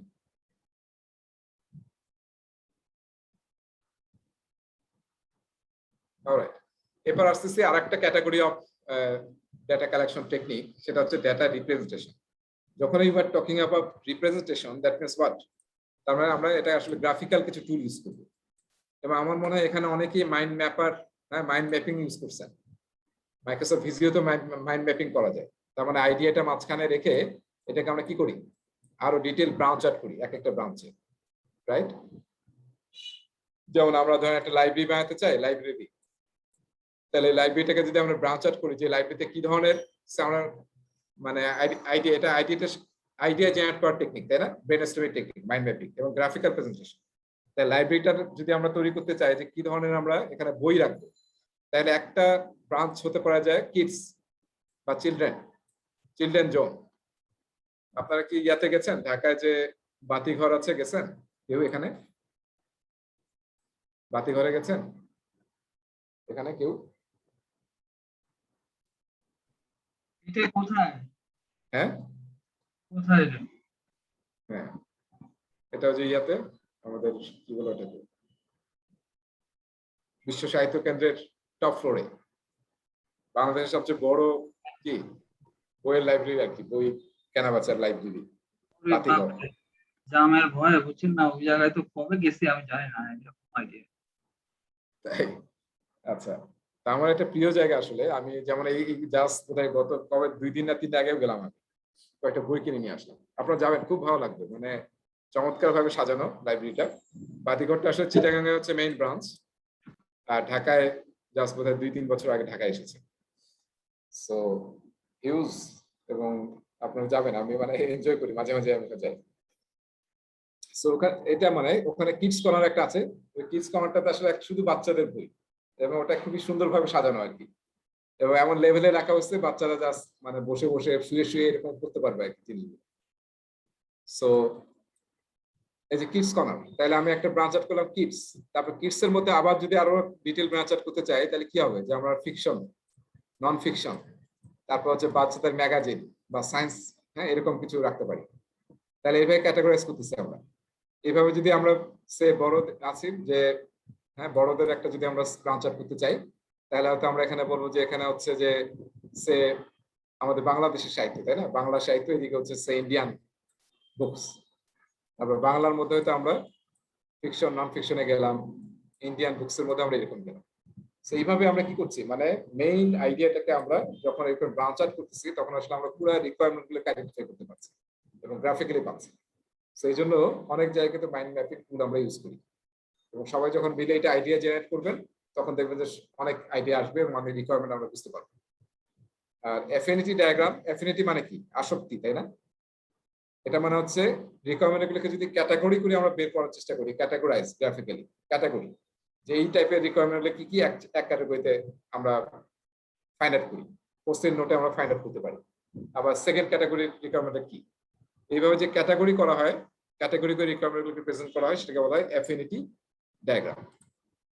সো দেখেন এই দুইটার ছবি আমি এখানে একটু দিয়েছি, দেখেন এটা হচ্ছে মাইন্ড ম্যাপিং এর ফিগার। আমরা একটা কনফারেন্স করতে চাই, সেই কনফারেন্সটাকে কিন্তু আমরা যে 6টা এই যে ব্রাঞ্চ আউট করছি, ভেন্যু, অ্যাটেন্ডিস, স্পিকারস, কনফারেন্স, এইভাবে কিন্তু ব্রাঞ্চ আউট করছি। এটাকে আবার আরো ব্রাঞ্চ আউট করেছি, ঠিক আছে? এইভাবে কিন্তু আসলে আমরা রিকোয়ারমেন্ট ইজিলি ফাইন্ড আউট করতে পারি। আর অ্যাফিনিটি ডায়াগ্রাম মানে ওই ক্যাটাগরি ওয়াইজ আমরা রিকোয়ারমেন্টকে, যে একই টাইপের রিকোয়ারমেন্ট সেগুলো আমরা একই ক্যাটাগরির আন্ডারে আমরা দেখাচ্ছি। অ্যাফিনিটেড যে ক্যাটাগরির সাথে সেই ক্যাটাগরির আন্ডারে আমরা রিকোয়ারমেন্টকে নিয়ে আসছি, এই জন্য এটাকে বলা হয় অ্যাফিনিটি ডায়াগ্রাম। সো এগুলো হচ্ছে সব গ্রাফিক্যালি আমরা আসলে রিকোয়ারমেন্ট গ্যাদার করতে পারি। গ্রাফিক্যালি যত কাজ করবে তত কি বেটার, তত আসলে রিকোয়ারমেন্ট ইজিলি আপনি আইডেন্টিফাই করতে পারবেন। আচ্ছা, আরেকটা টেকনিক আমরা ইউজ করি অবজারভেশন। খুবই সিম্পল, এটা মানে যা বোঝাচ্ছে, মানে আমরা অবজার্ভ করে দেখি যে মানে কিভাবে কাজ করা হচ্ছে, হ্যাঁ, সেটা দেখে আমরা বুঝতে পারি যে আসলে রিকোয়ারমেন্ট কি। তো সেটাকে বলা হচ্ছে অবজারভেশন। এটাকে অনেক সময় আমরা বলি হচ্ছে জব শ্যাডোয়িং। আমরা বলি যে তুমি কাজটা করে দেখাও। হ্যাঁ, ধরেন আপনি কোন একটা মেকানিক্যাল কিছু একটা অটোমেট করবেন, তাহলে যে লেবারটা ওটা চালায় সে আসলে ওইভাবে ব্যাখ্যা করতে পারবে না যে সে কিভাবে কি করে, সে জাস্ট ওকে শেখানো হয়েছে এইভাবে করবেন, সে ওইভাবে চালায়। আর আপনি যদি আরো ভালো করতে চান, তার কি করতে হবে? তাকে বলতে হবে যে তুমি দেখাও আমাকে, জব শ্যাডো করে দেখাও, বা তখন আপনি অবজার্ভ করে রিকমেন্ডকে কালেক্ট করতে পারবেন। এটাকে অনেক সময় জব শ্যাডোইং বলা হয়, আবার অনেক সময় কি বলা হয়? ওয়ার্ক শ্যাডোইং বলা হয়। আর এটা কিন্তু আবার লার্নিং এর একটা টেকনিকও। আমরা যখন জব কাউকে চাকরিতে নতুন নেই, তখন আমরা কি করি? সিনিয়র একজনের সাথে দিয়ে দিই, তাই না? এবং সিনিয়র কাজ, সে কাজটা শিখে শ্যাডো করে যে এইভাবে কাজটা করবো, সেটা দেখে কিন্তু জুনিয়ররা শেখে। আর রিভার্স শ্যাডোইং, এটা কি আমরা বলেছিলাম? রিভার্স শ্যাডোইং মনে আছে? কোথায় যেন আলোচনা করছিলাম মনে হচ্ছে, রিভার্স শ্যাডোইং।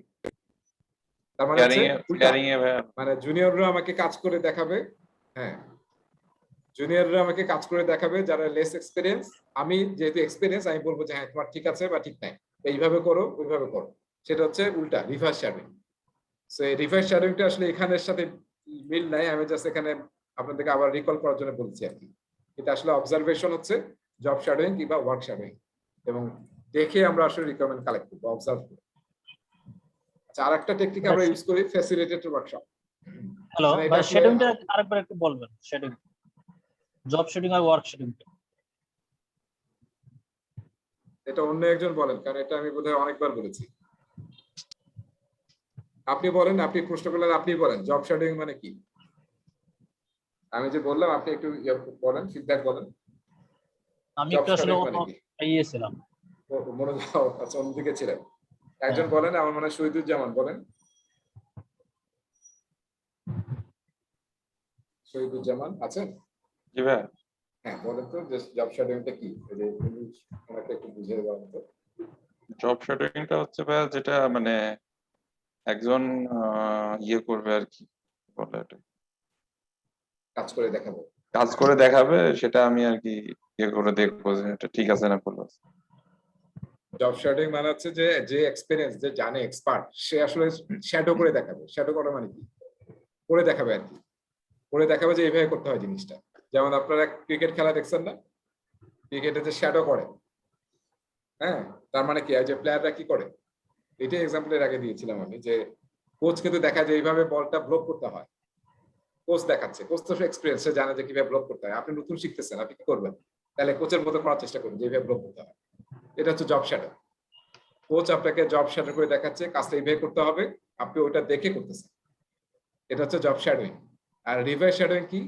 এখন কোচ আপনাকে বললো যে আমি যা তোমাকে শিখালাম তুমি আমাকে দেখাও, এখন ওটা দেখে কিন্তু তখন কোচ আবার ঠিক করে দেবে যে তোমার গ্রিপ ঠিক হয় নাই, ব্যাটটা এরকম সোজা হবে বা এরকম হবে, তোমার হাত কোথায় থাকবে, কাঁধ কোথায় থাকবে, পা কোথায় থাকবে, সব কিন্তু বলে দিবে। সেটাকে বলা হচ্ছে রিভার্স শ্যাডোইং। ঠিক আছে? আচ্ছা, এরপরে আসতেছি ফ্যাসিলিটেটেড ওয়ার্কশপ। তার মানে এটা একটু আরেকটু ফর্মাল মিটিং টাইপ, যেখানে আমরা ওয়ার্কশপ মানে কাজ করে বা হ্যাঁ কনভারসেশন করে আমরা কি করব, রিকোয়ারমেন্ট কালেক্ট করার চেষ্টা করব। সেখানে একজন ফ্যাসিলিটেটর থাকবেন যিনি আসলে এক্সপার্ট, তিনি আসলে মিটিংটাকে ফ্যাসিলিটেট করবেন এবং সেখান থেকে আসলে আমরা চেষ্টা করব রিকোয়ারমেন্টগুলোকে কালেক্ট করা। মানে ওয়ান টাইপ মিটিংস, কিন্তু অনেক ফর্মাল মিটিং যেখানে একজন ফ্যাসিলিটেটর দিয়ে এটাকে কি করা হয়, মিটিংটাকে অ্যারেঞ্জ করা হয়। সেটা হচ্ছে ফ্যাসিলিটেট ওয়ার্কশপ। কনটেক্সট ডায়াগ্রাম, এটা হচ্ছে ভিজুয়াল ডেপিকটেশন। ভিজুয়ালি আমরা যদি কনটেক্সটটা আঁকি কোন একটা প্রোডাক্টের বা কোন একটা ফিচারের, তাহলে কি হবে, যখন আমরা কোনো কিছু ড্র করি তখন কিন্তু এটা ইজিলি ইন্টারপ্রেট করা যায়। হ্যাঁ, তার মানে এই যে আমি একটা দেখেন একটা ছবি দেখাচ্ছি, এখানে আমরা একটা এইচআর সিস্টেম বানাতে চাচ্ছি, এইচআর সিস্টেম, একটা job HR talent management system বানাতে চাই। প্রায় এখন সব বড় বড় অর্গানাইজেশনে কিন্তু নিজস্ব ট্যালেন্ট ম্যানেজমেন্ট সিস্টেম আছে, তাই না? জিপির আছে, রবির আছে, সবারই আছে। তো এখানে কি করা যায়, এখানে দেখেন, এখানে আসলে আমরা একটা কন্টেক্সট ডায়াগ্রাম তৈরি করেছি যে এখানে কারা কোন কোন ইউজার এখানে ইনভলভ হবে এবং তারা এই সিস্টেমে কি কি কাজ করবে। হ্যাঁ, তো সিস্টেম, ইউজার এবং তাদের ইন্টারাকশন, এটা যদি আমরা কোন একটা ডায়াগ্রামে ড্র করি, এটা এখানে সুন্দরভাবে আঁকা হয়েছে। আপনি যেভাবে হাতে ইচ্ছে করেন ড্র করেন হোয়াইট বোর্ডে, নো ইস্যুস। কি কি থাকবে এখানে, ইউজার, বিভিন্ন সিস্টেমস এবং তাদের মধ্যে ইন্টারাকশনস, ফ্লোটা কোন দিকে হবে এবং কি ফ্লো হবে, সেটা যদি আপনি ড্র করে প্রেজেন্ট করেন তাহলে কিন্তু অনেক রিকোয়ারমেন্ট গ্যাদার করা সহজ হয়। সেটাকে আমরা বলতেছি কনটেক্সট ডায়াগ্রাম। ওই যে আপনাদের দেখবেন যে আপনার যখন লেখা হয়, এই যে গভর্নমেন্টেরও কিন্তু আছে, যখন যে ডকুমেন্টটা আসলে কি করা হয়, সাবমিট অ্যাডভার্টাইজমেন্টে পাঠানো হয় আরএফপি জন্য, ওখানে কিন্তু একটা লাস্টে একটা ডিজাইন ডকুমেন্ট থাকে, তাই না? ডিজাইন, হ্যাঁ, ডিজাইনে কিন্তু অনেক সময় আমরা দিয়ে দিই যে আমাদের ডিজাইনটা এরকম হবে, বা যারা এখানে আইটি আছেন ডাটা সেন্টারের ডিজাইনটা কিরকম হবে বা নেটওয়ার্ক ডিজাইনটা কিরকম হবে, তখন কিন্তু আমরা এভাবে কনটেক্সট ডায়াগ্রাম তৈরি করি যে সুইচ কোথায়, রাউটার কোথায়, সার্ভার কোথায়, এখানে কিভাবে কানেক্ট হবে, সেকেন্ডারি কানেকশন কিভাবে হবে, এই সবকিছু কিন্তু আমরা ড্র করি। তো সেটাই হচ্ছে কনটেক্সট ডায়াগ্রাম, ঠিক আছে? আর এটার আরেকটা এক্সাম্পল এখানে আছে, একই বিষয় যে ইউনিভার্সিটির সাথে বিভিন্ন অন্য যে বডি গুলো আছে তাদের অ্যাসোসিয়েশনটা কি এবং কিভাবে ইনফরমেশন ফ্লো হচ্ছে, ফান্ড কিভাবে ফ্লো হচ্ছে। আরেকটা আমরা টেকনিক ইউজ করি, এটা বোধহয় লাস্ট টেকনিকটা, হ্যাঁ লাস্ট টেকনিকটা story boarding. Story boarding use হয় আসলে সিনেমাটিক গ্রাফিতে, তারপর হচ্ছে অ্যাডভার্টাইজমেন্ট তৈরি করার সময়, আরো অনেক জায়গায় ইউজ করা হয় যখন আমরা আসলে ভিজুয়ালি এবং ইমেজ দিয়ে কোনো ইলাস্ট্রেট করে ড্র করে যখন আমরা করি। হ্যাঁ, যেমন হ্যাঁ, যদি আমরা এরকম একটা ড্র করি যে আমরা এই যে এরকম একটা ড্র করলাম, এটা হচ্ছে আপনার নাম নিবে আর এটা হচ্ছে আপনার কি নেবে, পাসওয়ার্ড নিবে, তারপর সাবমিট। এই যে আমি এটা কলমে ড্র করলাম, তার মানে এখানে বোঝাচ্ছে এটা হচ্ছে কি একটা লগ ইন ফর্ম। এই লগ ইন করার পরে আমি আরেকটা ফর্মে গিয়ে কি করব, আমি সব প্রোডাক্ট গুলো দেখতে পারবো যে কি কি প্রোডাক্ট অ্যাভেলেবল আছে যেটা আমি পারচেজ করতে পারবো। এই যে আমি এভাবে ড্র করতেছি, এটা স্টোরি করি, গ্রাফিক্যালি ড্র করে দেখানো যে আসলে আমরা কি করতে যাচ্ছি। সিনেমাটোগ্রাফিতে ইউজ হয়, মানে যে ধরেন ক্যারেক্টার গুলো কোথায় থাকবে, যেমন সত্যজিৎ রায়, তাই না? উনি কিন্তু মানে পথের পাঁচালী তৈরি করতেছেন, উনি কিন্তু ড্র করতেছেন যে এখানে মানে কে কোথায় দাঁড়াবে, একটা রান্নাঘরের পজিশন, কে কোথায় দাঁড়াবে, হ্যাঁ, কে কোথায় থাকবে, যে ড্র করতেছে হাতে, সেটা কিন্তু একটা স্টোরি বডি। আর সফটওয়্যারের কারণে এখন আমরা আরো ইজিলি একে ড্র করতে পারি, সেটা হচ্ছে স্টোরি বডি। এটাকে অনেক সময় আমরা আইটিতে এটাকে মকআপ বলা হয়, মকআপ। এটা কিন্তু পিএমওয়ার্ক আছে মকআপ তৈরি করা, যারা আইটিতে আছেন। প্রোটোটাইপও তো বলে বোধহয়। হ্যাঁ, প্রোটোটাইপও বলে, আবার আমরা এটাকেও অনেক সময় মকআপ বলি, আবার অনেক সময় মকআপ দিয়ে আমরা প্রোটোটাইপে তৈরি করি, সেটা সামনে আছে। প্রোটোটাইপ তার মানে স্যাম্পল তৈরি করা, it is not full functional, শুধু কাস্টমারকে দেখানোর জন্য, ফিডব্যাক নেওয়ার জন্য জাস্ট স্যাম্পল তৈরি করা, সেটাকে বলা হয় প্রোটোটাইপ। এখনো ওটা যদি ফাইনাল হয় তাহলে আমরা আসলে মেইন প্রোডাকশনে যাব। অনেক সময় সরকারি জায়গায় এরকম হয়, তাই না? আমরা অনেক কিছু পারচেস করতেছি, বিশাল কিছু, তখন আসলে আমরা প্রোটোটাইপ গুলো দেখে ভেরিফাই করি এবং বলি হ্যাঁ ঠিক আছে, তখন আসলে মেইন প্রোডাকশনে যায়। সো এটা হচ্ছে প্রোটোটাইপ। বা যারা কনস্ট্রাকশনে আছেন, যে আমরা যখন কোনো একটা বিল্ডিং বানাই, তাই না? এই যে আমি যখন ইস্ট ওয়েস্ট ইউনিভার্সিটিতে পড়তাম তখন কিন্তু ওদের ক্যাম্পাস, যেটা এখন কোথায় আছে, আফতাবনগরে আছে, তো ওদের কিন্তু ক্যাম্পাস তখন তৈরি হয় নাই, কিন্তু ওরা খুব দেখাইতো যে এখানে আমাদের প্রোটোটাইপটা দেখাইতো যে এখানে মাঠ হবে, এখানে বিল্ডিংটা এরকম হবে, হ্যাঁ, এখানে বিল্ডিং এইদিকে, মাঝখানে প্লেগ্রাউন্ড আছে, এরকম কিন্তু আমরা দেখতাম প্রোটোটাইপ। ছোট ছোট, এটা কি বলে ওয়াহিদ? এই যে ছোট ইয়া দিয়ে তৈরি করে যে বাড়ি ঘর সবকিছু, এটাকে মডেল বলে, মডেল। মডেল বলে। আর so that is also one kind of model, মানে প্রোটোটাইপ। আমরা দেখতে পাচ্ছি যে কোথায় কি করবে আর কি থাকবে না থাকবে। ওকে, তো ফাইনালি দোকানে যে ওই যে জামা পরায় বিভিন্ন ওটা কি জামা জামা পরে কাপড় পরায় রাখে না? ও আচ্ছা আচ্ছা, মডেল দেব, এটা হতে পারে না, এটা হয়তো প্রোটোটাইপ হতে পারে। দেখাচ্ছে আর কি যে আপনার পড়লে কিরকম লাগবে। আচ্ছা ভাই, ওই ইয়েটা যেটা বললেন কি বলে কনটেক্সট ডায়াগ্রাম, এটা কি ওই ওয়ার্কফ্লো ডায়াগ্রাম আর কনটেক্সট ডায়াগ্রাম কি এক নাকি? হ্যাঁ হতে পারে, হ্যাঁ। ডাটা ফ্লো মানে- যেটা সেটা তো একই ডাটা ফ্লো। ডাটা ফ্লোতে আসলে শুধু ইয়া থাকে, মানে আপনার ওই যে সব ইউজার, এখানে ইউজার থাকতে হবে, কানেক্টেড সিস্টেমস গুলো থাকতে হবে এবং ফ্লো থাকতে হবে তাদের মধ্যে কানেকশনস। কিন্তু ফ্লো চার্টে কি আমরা ইউজার রাখি? মনে হয় না, মনে হচ্ছে। ইউএমএল ডায়াগ্রাম এটা কিসে পড়ে? হ্যাঁ, ইউএমএল বা ইউজ কেস ডায়াগ্রাম, সেখানে আসলে আমরা দেখা যাবে ওটা একটা কনটেক্সট ডায়াগ্রাম। মানে পিএমআই আসলে একটু সিম্পল ওয়ার্ড ইউজ করছে, কারণ আমরা যদি ইউএমএল বা ইউজ কেস বলি তাহলে তো আসলে খুবই টেকনিক্যাল হয়ে যাচ্ছে। মানে যে কোনো কনটেক্সট রিলেটেড ড্রয়িং আর কি। আমি এই যে আমার বাসা থেকে মহাখালী অফিসে যাব, তাহলে কিভাবে যাব সেটা যদি এখন আমি ড্র করি, লাইনটা এরকম হবে, আমি প্রথমে রিক্সা যাবো, তারপরে বাসে উঠবো, তারপরে আবার আমি পায়ে হেঁটে যাব। This is also context diagram. কনটেক্সটটা যাতে আমরা ইজিলি বুঝতে পারি, রেলিভেন্ট কম্পোনেন্ট গুলা কিভাবে কানেক্টেড। সো আমরা এটা করার পরে কি করলাম দেখেন, রিকমেন্ড ডকুমেন্টেশন তৈরি করলাম। এই যে এতগুলো টুলস যে ইউজ করলাম, করার উদ্দেশ্য কি? কাস্টমারের কাছ থেকে রিকোয়ারমেন্ট নিয়ে আমরা রিকমেন্ড ডকুমেন্টেশন এটা লিপিবদ্ধ করব, ডকুমেন্টেড করব। আচ্ছা, এরপরে দেখেন যখন আমরা রিকমেন্ড ডকুমেন্টে লিখবো, খুবই একটা সুন্দর এখানে বলা আছে যে রিকোয়ারমেন্ট গুলোকে আমরা যদি ক্যাটাগরাইজ করি এইভাবে, যে বিজনেস রিকোয়ারমেন্ট কি কি, হ্যাঁ, স্টেক হোল্ডারের কাছ থেকে ডাইরেক্ট কি কি রিকোয়ারমেন্ট পেয়েছেন, কোয়ালিটি এক্সপেকটেশন কি কি, প্রজেক্টের রিকোয়ারমেন্ট কি কি, তারপর সলিউশন, যে সলিউশনটা আমরা বানাবো বা যে প্রোডাক্টটা বানাবো তার মধ্যে ফাংশনাল রিকোয়ারমেন্ট কি কি আর নন ফাংশনাল রিকোয়ারমেন্ট কি কি।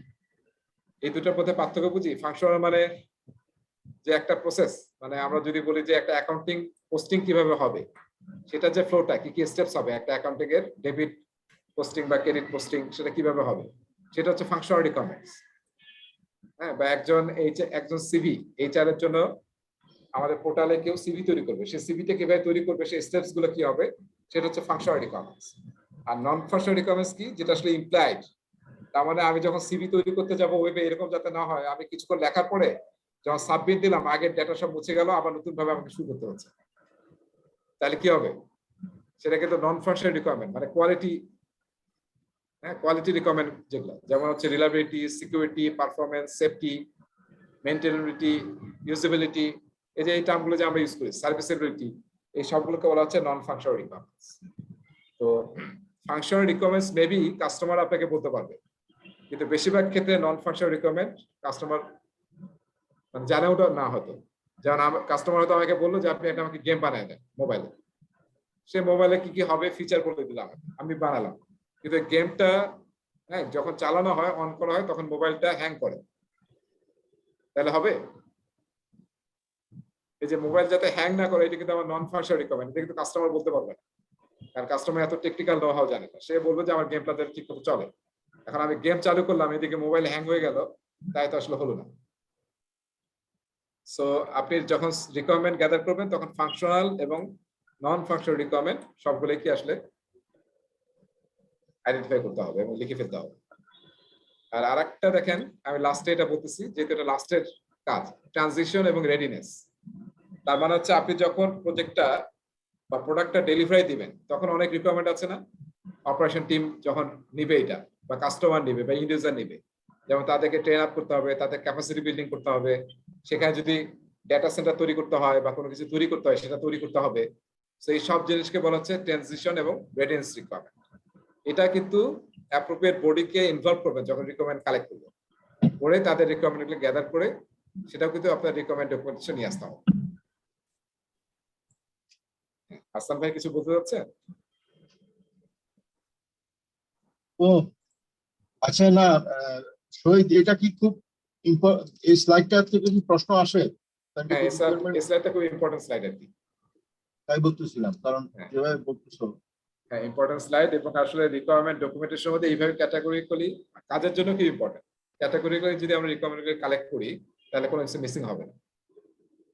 মানে মানে একটা এক্সপিরিয়েন্স আপনাদের সাথে শেয়ার করছি কিনা, যে রবিতে, হ্যাঁ রবিতে আমরা একবার কাজ করতে গিয়ে দেখলাম মানে ওরা কয়েক কোটি টাকা দিয়ে একটা প্রজেক্ট অলরেডি করে ফেলছে, কিন্তু অপারেশন টিম এটা হ্যান্ড ওভার নিচ্ছে না, কারণ প্রজেক্ট টিম যখন কাজ শুরু করেছে বা কাজ করেছে তখন তাদেরকে ইনভলভ করে তাদের রেডিনেস রিকোয়ারমেন্ট কি সেটা তারা কালেক্ট করে। ফলে দেখা যাচ্ছে তাদের চেক লিস্ট মিস করতেছে না, প্রোডাক্ট সব রেডি, একদম এভরিথিং ইজ ওকে, কিন্তু অপারেশন টিমের এক্সপেকটেশন মানে চেক লিস্ট যে আমাকে ট্রেনিং দিতে হবে, ম্যানুয়াল দিতে হবে, এগুলো মিট করছে না। ফলে তারা খেপে গেছে যে আমাদেরকে কেন আগে ইনভলভ করে নাই, আমাদের শোনোই নাই যে রিকোয়ারমেন্টটা কি আমার। বুঝতে পেরেছি? সো এগুলো কিন্তু আপনাকে এইভাবে আইডেন্টিফাই করতে হবে। এই যে আমি নন ফাংশনাল রিকোয়ারমেন্টস এর মধ্যে কয়েকটা এক্সাম্পল আমি বলেছিলাম, এখানেও আছে অ্যাভেলেবিলিটি, ক্যাপাসিটি, কন্টিনিউটি, হ্যাঁ সিকিউরিটি। সো এই জিনিসগুলো কিন্তু আমরা এখন প্রায় সব আরএফপি বা যে ডকুমেন্টে আপনি লেখেন না কেন, অ্যাডভার্টাইজমেন্টে পাঠান, সেখানে কিছু বলা থাকে যে আমরা কি চাচ্ছি এই প্রোডাক্ট থেকে, ওয়ারেন্টি, গ্যারান্টি সব। আর আমি বলেছিলাম যখন আমরা রিকোয়ারমেন্ট কালেক্ট করব তখন কিন্তু শুধু স্কোপ ম্যানেজমেন্ট প্ল্যান না, আমাদেরকে রিকোয়ারমেন্টস ম্যানেজমেন্ট প্ল্যানও তৈরি করতে হবে, যাতে আসলে রিকোয়ারমেন্টে কোনো গ্যাপ না থাকে, কারণ তার কারণে আসলে প্রজেক্ট ফেল করে। সো রিকোয়ারমেন্ট ম্যানেজমেন্ট প্ল্যানে কিভাবে আমরা রিকোয়ারমেন্ট কালেক্ট করব, কি কি টুলস টেকনিক ইউজ করব, কিভাবে ট্র্যাক করব, হ্যাঁ এবং থ্রু আউট দ্য প্রজেক্ট কিভাবে এটাকে রিপোর্টিং করব, সেটা আমরা রিকোয়ারমেন্ট ম্যানেজমেন্ট প্ল্যানে বলি। তারপরে কিভাবে অথরাইজ করা হবে, কিভাবে প্রায়োরিটাইজ করা হবে রিকোয়ারমেন্ট গুলোকে, তারপর আমরা রিকোয়ারমেন্ট গুলোকে কিভাবে ট্রেস করবো এন্ড টু এন্ড, সেটা রিকোয়ারমেন্ট ম্যানেজমেন্ট প্ল্যানে বলা থাকে। এবং এটার সাথে সাথে আমরা যখন আসলে রিকোয়ারমেন্ট ডকুমেন্টটা তৈরি করি, এট দ্য সেম টাইম পিএমবক আসলে আরেকটা ডকুমেন্টের কথা বলেছে। তার মানে আমি কি বললাম, আমরা কিন্তু এখন কোথায় ছিলাম, কালেক্ট রিকোয়ারমেন্ট প্রসেসে ছিলাম। সেখানে আউটপুট মেইনলি দুইটা, একটা হচ্ছে রিকোয়ারমেন্ট ডকুমেন্টেশন, যেটা একটু আগে আমরা আলোচনা করলাম ইন ডিটেইল, একটা ডকুমেন্টেশন তৈরি করতে বলা হচ্ছে যেটাকে বলা হয় আরটিএম। আরটিএম মানে হচ্ছে এই যে এটা রিকোয়ারমেন্ট ট্রেসিবিলিটি ম্যাট্রিক্স।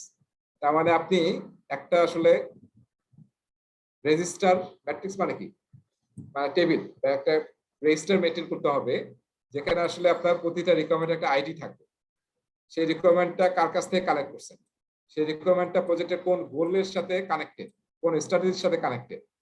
তারপরে আপনি একটু পরে আমরা ডাব্লিউবিএস নিয়ে আলোচনা করব, ডাব্লিউবিএস এর কোন কম্পোনেন্ট ডেলিভারি দিলে এই রিকোয়ারমেন্টটা ফুলফিল হবে, এবং কি কি টেস্ট কেস বা অ্যাকসেপ্টেন্স ক্রাইটেরিয়া মিট করলে এই রিকোয়ারমেন্টটা কাস্টমার অ্যাকসেপ্ট করবে। এই যে এন্ড টু এন্ড ট্রেসিং, এটাকে বলা হচ্ছে রিকোয়ারমেন্ট ট্রেসিবিলিটি ম্যাট্রিক্স।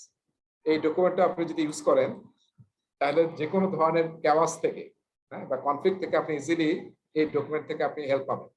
ধরেন কেউ একজন চলে গেছে 6 মাস পরে, কোন একজন স্টে করলেন, হয়তো রিকোয়ারমেন্টটা আপনি তার কাছ থেকে কালেক্ট করেছিলেন কোনো একটা মিটিং এ, এখন সেই নাই, তাইলে আপনি হয়তো তখন আসলে আপনি ফাইন্ড আউট করতে পারবেন যে তার ডিটেইলস জানা দরকার, কিন্তু আসলে সে যেহেতু নাই, তাহলে এখন রেসপন্সিবল কে, তার কাছ থেকে হয়তো আপনি ডিটেইলটা জানবেন।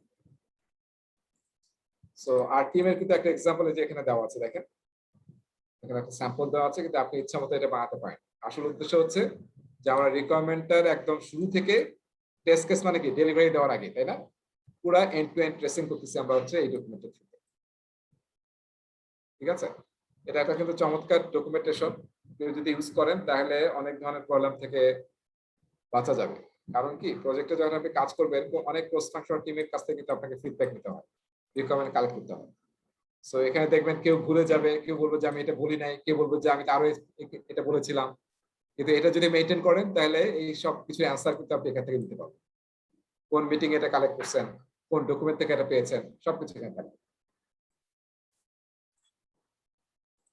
সো তাহলে কি করলাম আমরা এতক্ষণ, ওই যে ফাইনালি গাইডলাইন বলা হয়েছে আর কি, এতক্ষণ যে কাজগুলো করলাম আমরা কালেক্ট রিকোয়ারমেন্টস রিলেটেড, কি করলাম আমরা আসলে স্কোপ ম্যানেজমেন্ট প্ল্যানটা রিভিউ করছি, রিকোয়ারমেন্ট ম্যানেজমেন্ট প্ল্যানটাকে ফলো করছি আমরা, stakeholder engagement plan, project charter যেখানে হাই লেভেল রিকোয়ারমেন্ট ছিল, স্টেক হোল্ডার রেজিস্টার যেখানে স্টেক হোল্ডার রিকোয়ারমেন্ট বলা ছিল, সবকিছু কিন্তু আমরা রিভিউ করছি। এটা আসলে ইনপুটের বর্ণনা দিচ্ছে এইভাবে স্টুডেন্ট ম্যানুয়ালে, যারা আগে পিএমবক করেছেন, পিএমবকে ডাইরেক্ট বলা ছিল এগুলো হচ্ছে ইনপুট, আর এখানে কিভাবে বলেছে যে এই ডকুমেন্টগুলো যখন আমি কালেক্ট রিকমেন্ড করব, এই ডকুমেন্টগুলোকে আপনাকে এক্সপ্লোর করতে হবে, রিভিউ করতে হবে, ফলো করতে হবে।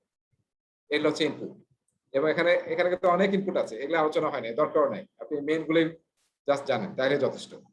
আর টুলস টেকনিক যেটা এতক্ষণ আলোচনা করলাম, প্রায় কয়টা, প্রায় 16টার মতো বা 16টা কিংবা 18টা, এই যেখানে আছে কিন্তু এই সবকিছু আলোচনা আমরা এখানে করেছি। কিছু কিছু হয়তো এখান থেকে বলা হয় নাই, যেটা বলা হয়নি সেটা আর দরকার নেই। সেই টুলটাকে ইউজ করে আমরা কি তৈরি করি, দেখেন দুইটা ডকুমেন্ট তৈরি করি, রিকমেন্ড ডকুমেন্টেশন, খেয়াল করেছেন এই যে রিকমেন্ড ডকুমেন্টেশন তৈরি করি এবং রিকমেন্ড টেস্টিবিলিটি ম্যাট্রিক্স। এই টেবিলটা দেখার কোনো দরকার নাই, আমি জাস্ট দুই একটা জায়গায় এটা মেনশন করলাম যাতে আপনারা রিলেট করতে পারেন যে পিএম ব্লকের সাথে এটা কানেকশনটা কি। আর যদি আপনাদের সময় থাকে এবং মনে হয় যে আপনি পিএম ব্লকটা পড়লে আরো বেশি মানে নলেজ পাবেন, আরো বেশি কন্ট্রোল পাবেন ওই ম্যাটেরিয়ালের উপরে, তাহলে ইউ ক্যান স্টাডি। হ্যাঁ, ওকে। আমরা এরপরে নেক্সট যেটা করব আমরা সেটা হচ্ছে প্রজেক্ট স্কোপ স্টেটমেন্ট তৈরি করতে হবে। তার মানে ডিফাইন স্কোপ, ডিফাইন স্কোপের আউটপুট কি, স্কোপ স্টেটমেন্ট তৈরি করা প্রজেক্ট, যেটা আমরা বাংলাদেশে অনেক টর বলি, টার্মস অফ রেফারেন্স, মেইন কাজ যেটা। তারপর আমরা বলি SOW, স্কোপ অফ ওয়ার্ক। তার মানে রিকোয়ারমেন্ট গুলোকে এখন আমরা আরো রিফাইন করে একটা ফাইনাল স্কোপ অফ ওয়ার্ক তৈরি করছি। এটা হচ্ছে প্রজেক্ট স্কোপ স্টেটমেন্ট। এবং সেটারও ফরম্যাট এখানে জাস্ট স্যাম্পল দেওয়া আছে, মানে সব কি কি রিকোয়ারমেন্ট, তার এগেইনস্টে আমরা কি কি স্কোপ ডেলিভারি দেবো, কি কি কাজ করবো আমরা, এবং প্রতিটা অ্যাকসেপ্টেন্স ক্রাইটেরিয়া থাকবে। ঠিক আছে, প্রজেক্ট স্কোপ এস্টিমেটে। এবং আমরা যখন স্কোপ এস্টিমেটটা ফাইনালাইজ করব তখন আসলে আমরা এই টুলস টেকনিকগুলো ইউজ করতে পারি। যেমন আমরা এক্সপার্ট জাজমেন্ট ইউজ করবো, ফ্যাসিলিটেশন টেকনিক ইউজ করবো, মাল্টি ক্রাইটেরিয়া ইস্যু অ্যানালাইসিস, হ্যাঁ আমরা ইউজ করতে পারি, অল্টারনেটিভ অ্যানালাইসিস করতে পারি। আগে বলেছি অল্টারনেটিভস মানে কি, একটা প্ল্যান না, কাস্টমার একটা চেয়েছে, আপনি একা হয়তো দেখা যায় ওইটাই আপনি দিতে পারছেন না, তাহলে অল্টারনেটিভ কি আছে সেগুলোকে ফাইন্ড আউট করা। তারপর আপনি যে প্রোডাক্টটা বানাচ্ছেন এটা মনে রাখতে হবে যে প্রজেক্টের আউটপুট হচ্ছে প্রোডাক্ট, খেয়াল করেন প্রোডাক্ট, সেটার জন্য আপনাকে আসলে স্পেশালি প্রোডাক্ট অ্যানালাইসিস করতে হবে। এবং প্রোডাক্ট অ্যানালাইসিসের মধ্যে হ্যাঁ অনেকগুলো কম্পোনেন্ট জড়িত, আমরা একটু সামনের স্লাইডে পাবো। আর যদি সার্ভিস হয় তাহলে হয়তো আপনি প্রোডাক্ট অ্যানালাইসিস করবেন না, কিন্তু যদি প্রোডাক্ট হয় আউটপুট, তাহলে সেই প্রোডাক্টটার অ্যানালাইসিস করতে হবে যে ওই প্রোডাক্টটা আসলে ঠিক হওয়ার জন্য কি কি ফিচার ফাংশনটি লাগবে। কারণ সব কিন্তু কাস্টমার বলতে পারবে না, আপনাকে কিন্তু এখন অনেক কিছু জেনারেট করতে হবে, এটা আপনার টিমের কাজ। টিম সবাই মিলে কিন্তু এই টুলস টেকনিকগুলো ইউজ করে বের করতেছে যে আমার প্রোডাক্টটা তৈরি করার জন্য কি করতে হবে, রিকোয়ারমেন্টকে ফুলফিল করার জন্য। সেখানে কিন্তু অনেক টেকনিক্যাল কথাবার্তা আসবে, যেমন প্রোডাক্ট অ্যানালাইসিসের সাথে কি কি জড়িত দেখেন, এই যে প্রোডাক্টটাকে ব্রেকডাউন করেন, দেখে এখানে কি কি কম্পোনেন্ট থাকবে, এগুলো আসলে কাস্টমার না, কিন্তু এগুলো আপনার টিমের কাজ। এটা পুরোটাই হচ্ছে প্রোডাক্ট অ্যানালাইসিসের কি কি করতে হয়। তারপর ভ্যালু ইঞ্জিনিয়ারিং, প্রোডাক্টটা থেকে যাতে আসলে মানে সবচেয়ে বেটার ভ্যালু পাওয়া যায়, বেস্ট ভ্যালু পাওয়া যায়, তার জন্য কি টেকনিক বা কিরকম স্ট্রাকচার হতে পারে, কিরকম ডিজাইন হতে পারে, সেটা আসলে এই প্রতিটা কিন্তু আসলে বিশাল বিশাল টপিক, আমাদের বেশি জানার দরকার নাই, জাস্ট ভ্যালু কিভাবে আমরা এনশিওর করবো এই প্রোডাক্ট থেকে সেটা আসলে আমরা অ্যানালাইসিস করব। তারপরে হচ্ছে সিস্টেমস ইঞ্জিনিয়ারিং, ফুল সিস্টেমটা কিভাবে কাজ করবে। হ্যাঁ দেখেন এখানে কিন্তু বুঝতে পারছি আমরা, মানে আমাদের রিকোয়ারমেন্টে কিন্তু এইসব জিনিস নাই। সিস্টেম ইঞ্জিনিয়ারিং তো আসলে আমরা কথা বলতে পারবো যারা আমরা কাজ করতেছি, ইঞ্জিনিয়াররা বা টেকনিক্যাল টিম। সো তারা দেখবে যে ফুল সিস্টেমটা রান করার জন্য আসলে কি কি করতে হবে এই কমপ্লেক্স সিস্টেমটা, সেটা সিস্টেম ইঞ্জিনিয়ারিং। তারপর সিস্টেম অ্যানালাইসিস, ঠিক আছে। তারপরে দেখেন ভ্যালু অ্যানালাইসিস, সেই প্রোডাক্ট অ্যানালাইসিসের মধ্যে আসলে এই জিনিসগুলো পড়ে। সো এটা একটু মাথায় রাখতে হবে, স্টার্টটা ইম্পর্টেন্ট, পরীক্ষা কিন্তু আসতে পারে যে প্রোডাক্ট অ্যানালাইসিস কোথায় ইউজ করা হয়। মনে রাখতে হবে প্রোডাক্ট অ্যানালাইসিস শুধুমাত্র সেই জায়গায় ইউজ করা হয় যেখানে আপনার প্রজেক্টের আউটপুট হচ্ছে প্রোডাক্ট, এবং তখন আসলে আমরা এই ধরনের কম্পোনেন্ট গুলো ইউজ করি প্রোডাক্ট অ্যানালাইসিসকে ডিটেইল করার জন্য। সো এই ডেফিনিশন গুলো একটু আমরা দেখবো, আর এই কয়েকটা আইটেম মনে রাখবো যে আসলে এটা প্রোডাক্ট অ্যানালাইসিসের সাথে কানেক্টেড। তাহলে আমরা কি করলাম দেখেন, আমাদের প্রসেসটা ডিফাইন স্কোপ করার চেষ্টা করেছি আমরা, এবং সেখানে আমরা কি তৈরি করলাম, প্রজেক্ট স্কোপ এস্টিমেট তৈরি করলাম। তখন আমরা রিভিউ করলাম হচ্ছে project management plan, project charter, এবং আসল কোনটা রিকোয়ারমেন্ট ডকুমেন্টেশনটাকে কিন্তু আমরা রিফাইন করে কি তৈরি করলাম, এই যে স্কোপ স্টেটমেন্ট তৈরি করলাম, যেটা এখানে আউটপুটে আছে, এই যে স্কোপ স্টেটমেন্ট। আর রিভিউ করেছে কি দেখেন, project charter, scope management plan, আর এটা কি রিকোয়ারমেন্ট ডকুমেন্টেশন। এই মেজর 3টা ডকুমেন্টের কথা কিন্তু এই রিভিউর পার্টের মধ্যে বলা আছে। আর এই যে ওপিএ মনে আছে, ওপিএ অর্গানাইজেশনাল প্রসেস অ্যাসেট, আমরা যে শুরুতেই বলেছিলাম এই যে এন্টারপ্রাইজ এনভায়রনমেন্টাল ফ্যাক্টর 4 এবং 5টা একটু খেয়াল করেন। যখন এই যা কিছুই করেন না কেন, যে কোনো প্রসেস ফলো করেন, 49 প্রসেসে সব জায়গায় আসলে এই দুইটাকে কনসিডার করতে হবে। আপনার অলরেডি কোনো টেমপ্লেট আছে কিনা, কোনো প্রসেস ডিফাইন আছে কিনা, যেটা ফলো করতে হবে আপনার।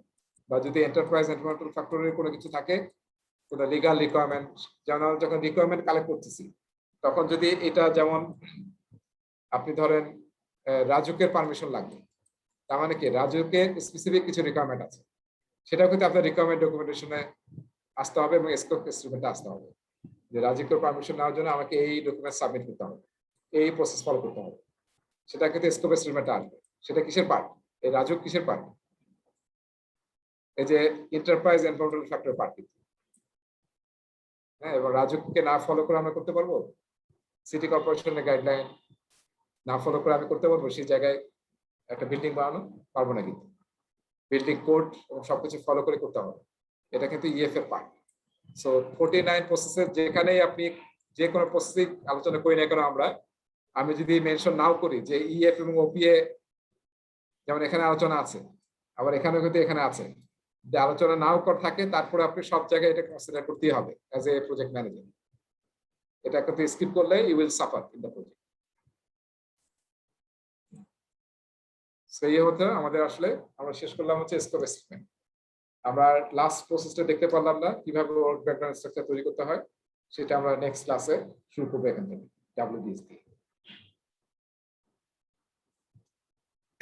সো চ্যাপ্টার গুলো কিন্তু এই লেসনের সব টপিকে বিশাল বিশাল টপিক। একটা টপিক প্রতি দেখে একদিনে আমরা শেষ করতে পারলাম না, এবং আমি মনে হয় খুবই দ্রুত কথা বলছি, তাই না? আজকে অনেক স্পিড ছিল। সো আমাদের এই পুরাটাই সবচেয়ে বড়, বেশি সময় লাগবে এই লেসনটা কভার করতে, এবং এটাতে একটু সময় লাগবে বেশি, এবং এটা কিন্তু হার্ড। এটা বোঝার উপরেই আমাদের প্রজেক্ট ম্যানেজমেন্টটা কিন্তু নির্ভর করছে। সো ঠিক আছে, আমি কোনো কোশ্চেন আছে? আমি নিজে হাঁপিয়ে গেছি, আপনারা শুনেও নিশ্চয়ই আরো বেশি হাঁপিয়ে গেছে। Any question? কিছু কিছু জিনিস ভাই আজকে মাথার উপর দিয়ে গেছে আর কি, তাই না?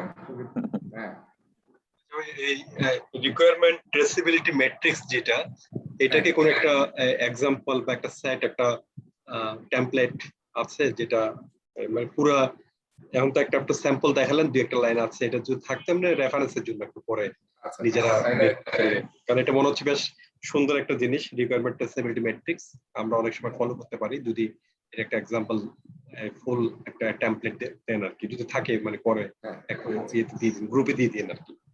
ঠিক আছে, আমি একটা যে বই দিতে চেয়েছি শুরুতে, বুক অফ ফর্মস, যেখানে আরটিএম এর খুবই ডিটেল আছে, এবং সব আমি যত ডকুমেন্টে আলোচনা ক্লাসে করবো সবগুলো ওখানে ডিটেল আছে, একটা বই আছে এটার উপরে। হ্যাঁ, সেটা আমি আপনাদের সাথে শেয়ার করি।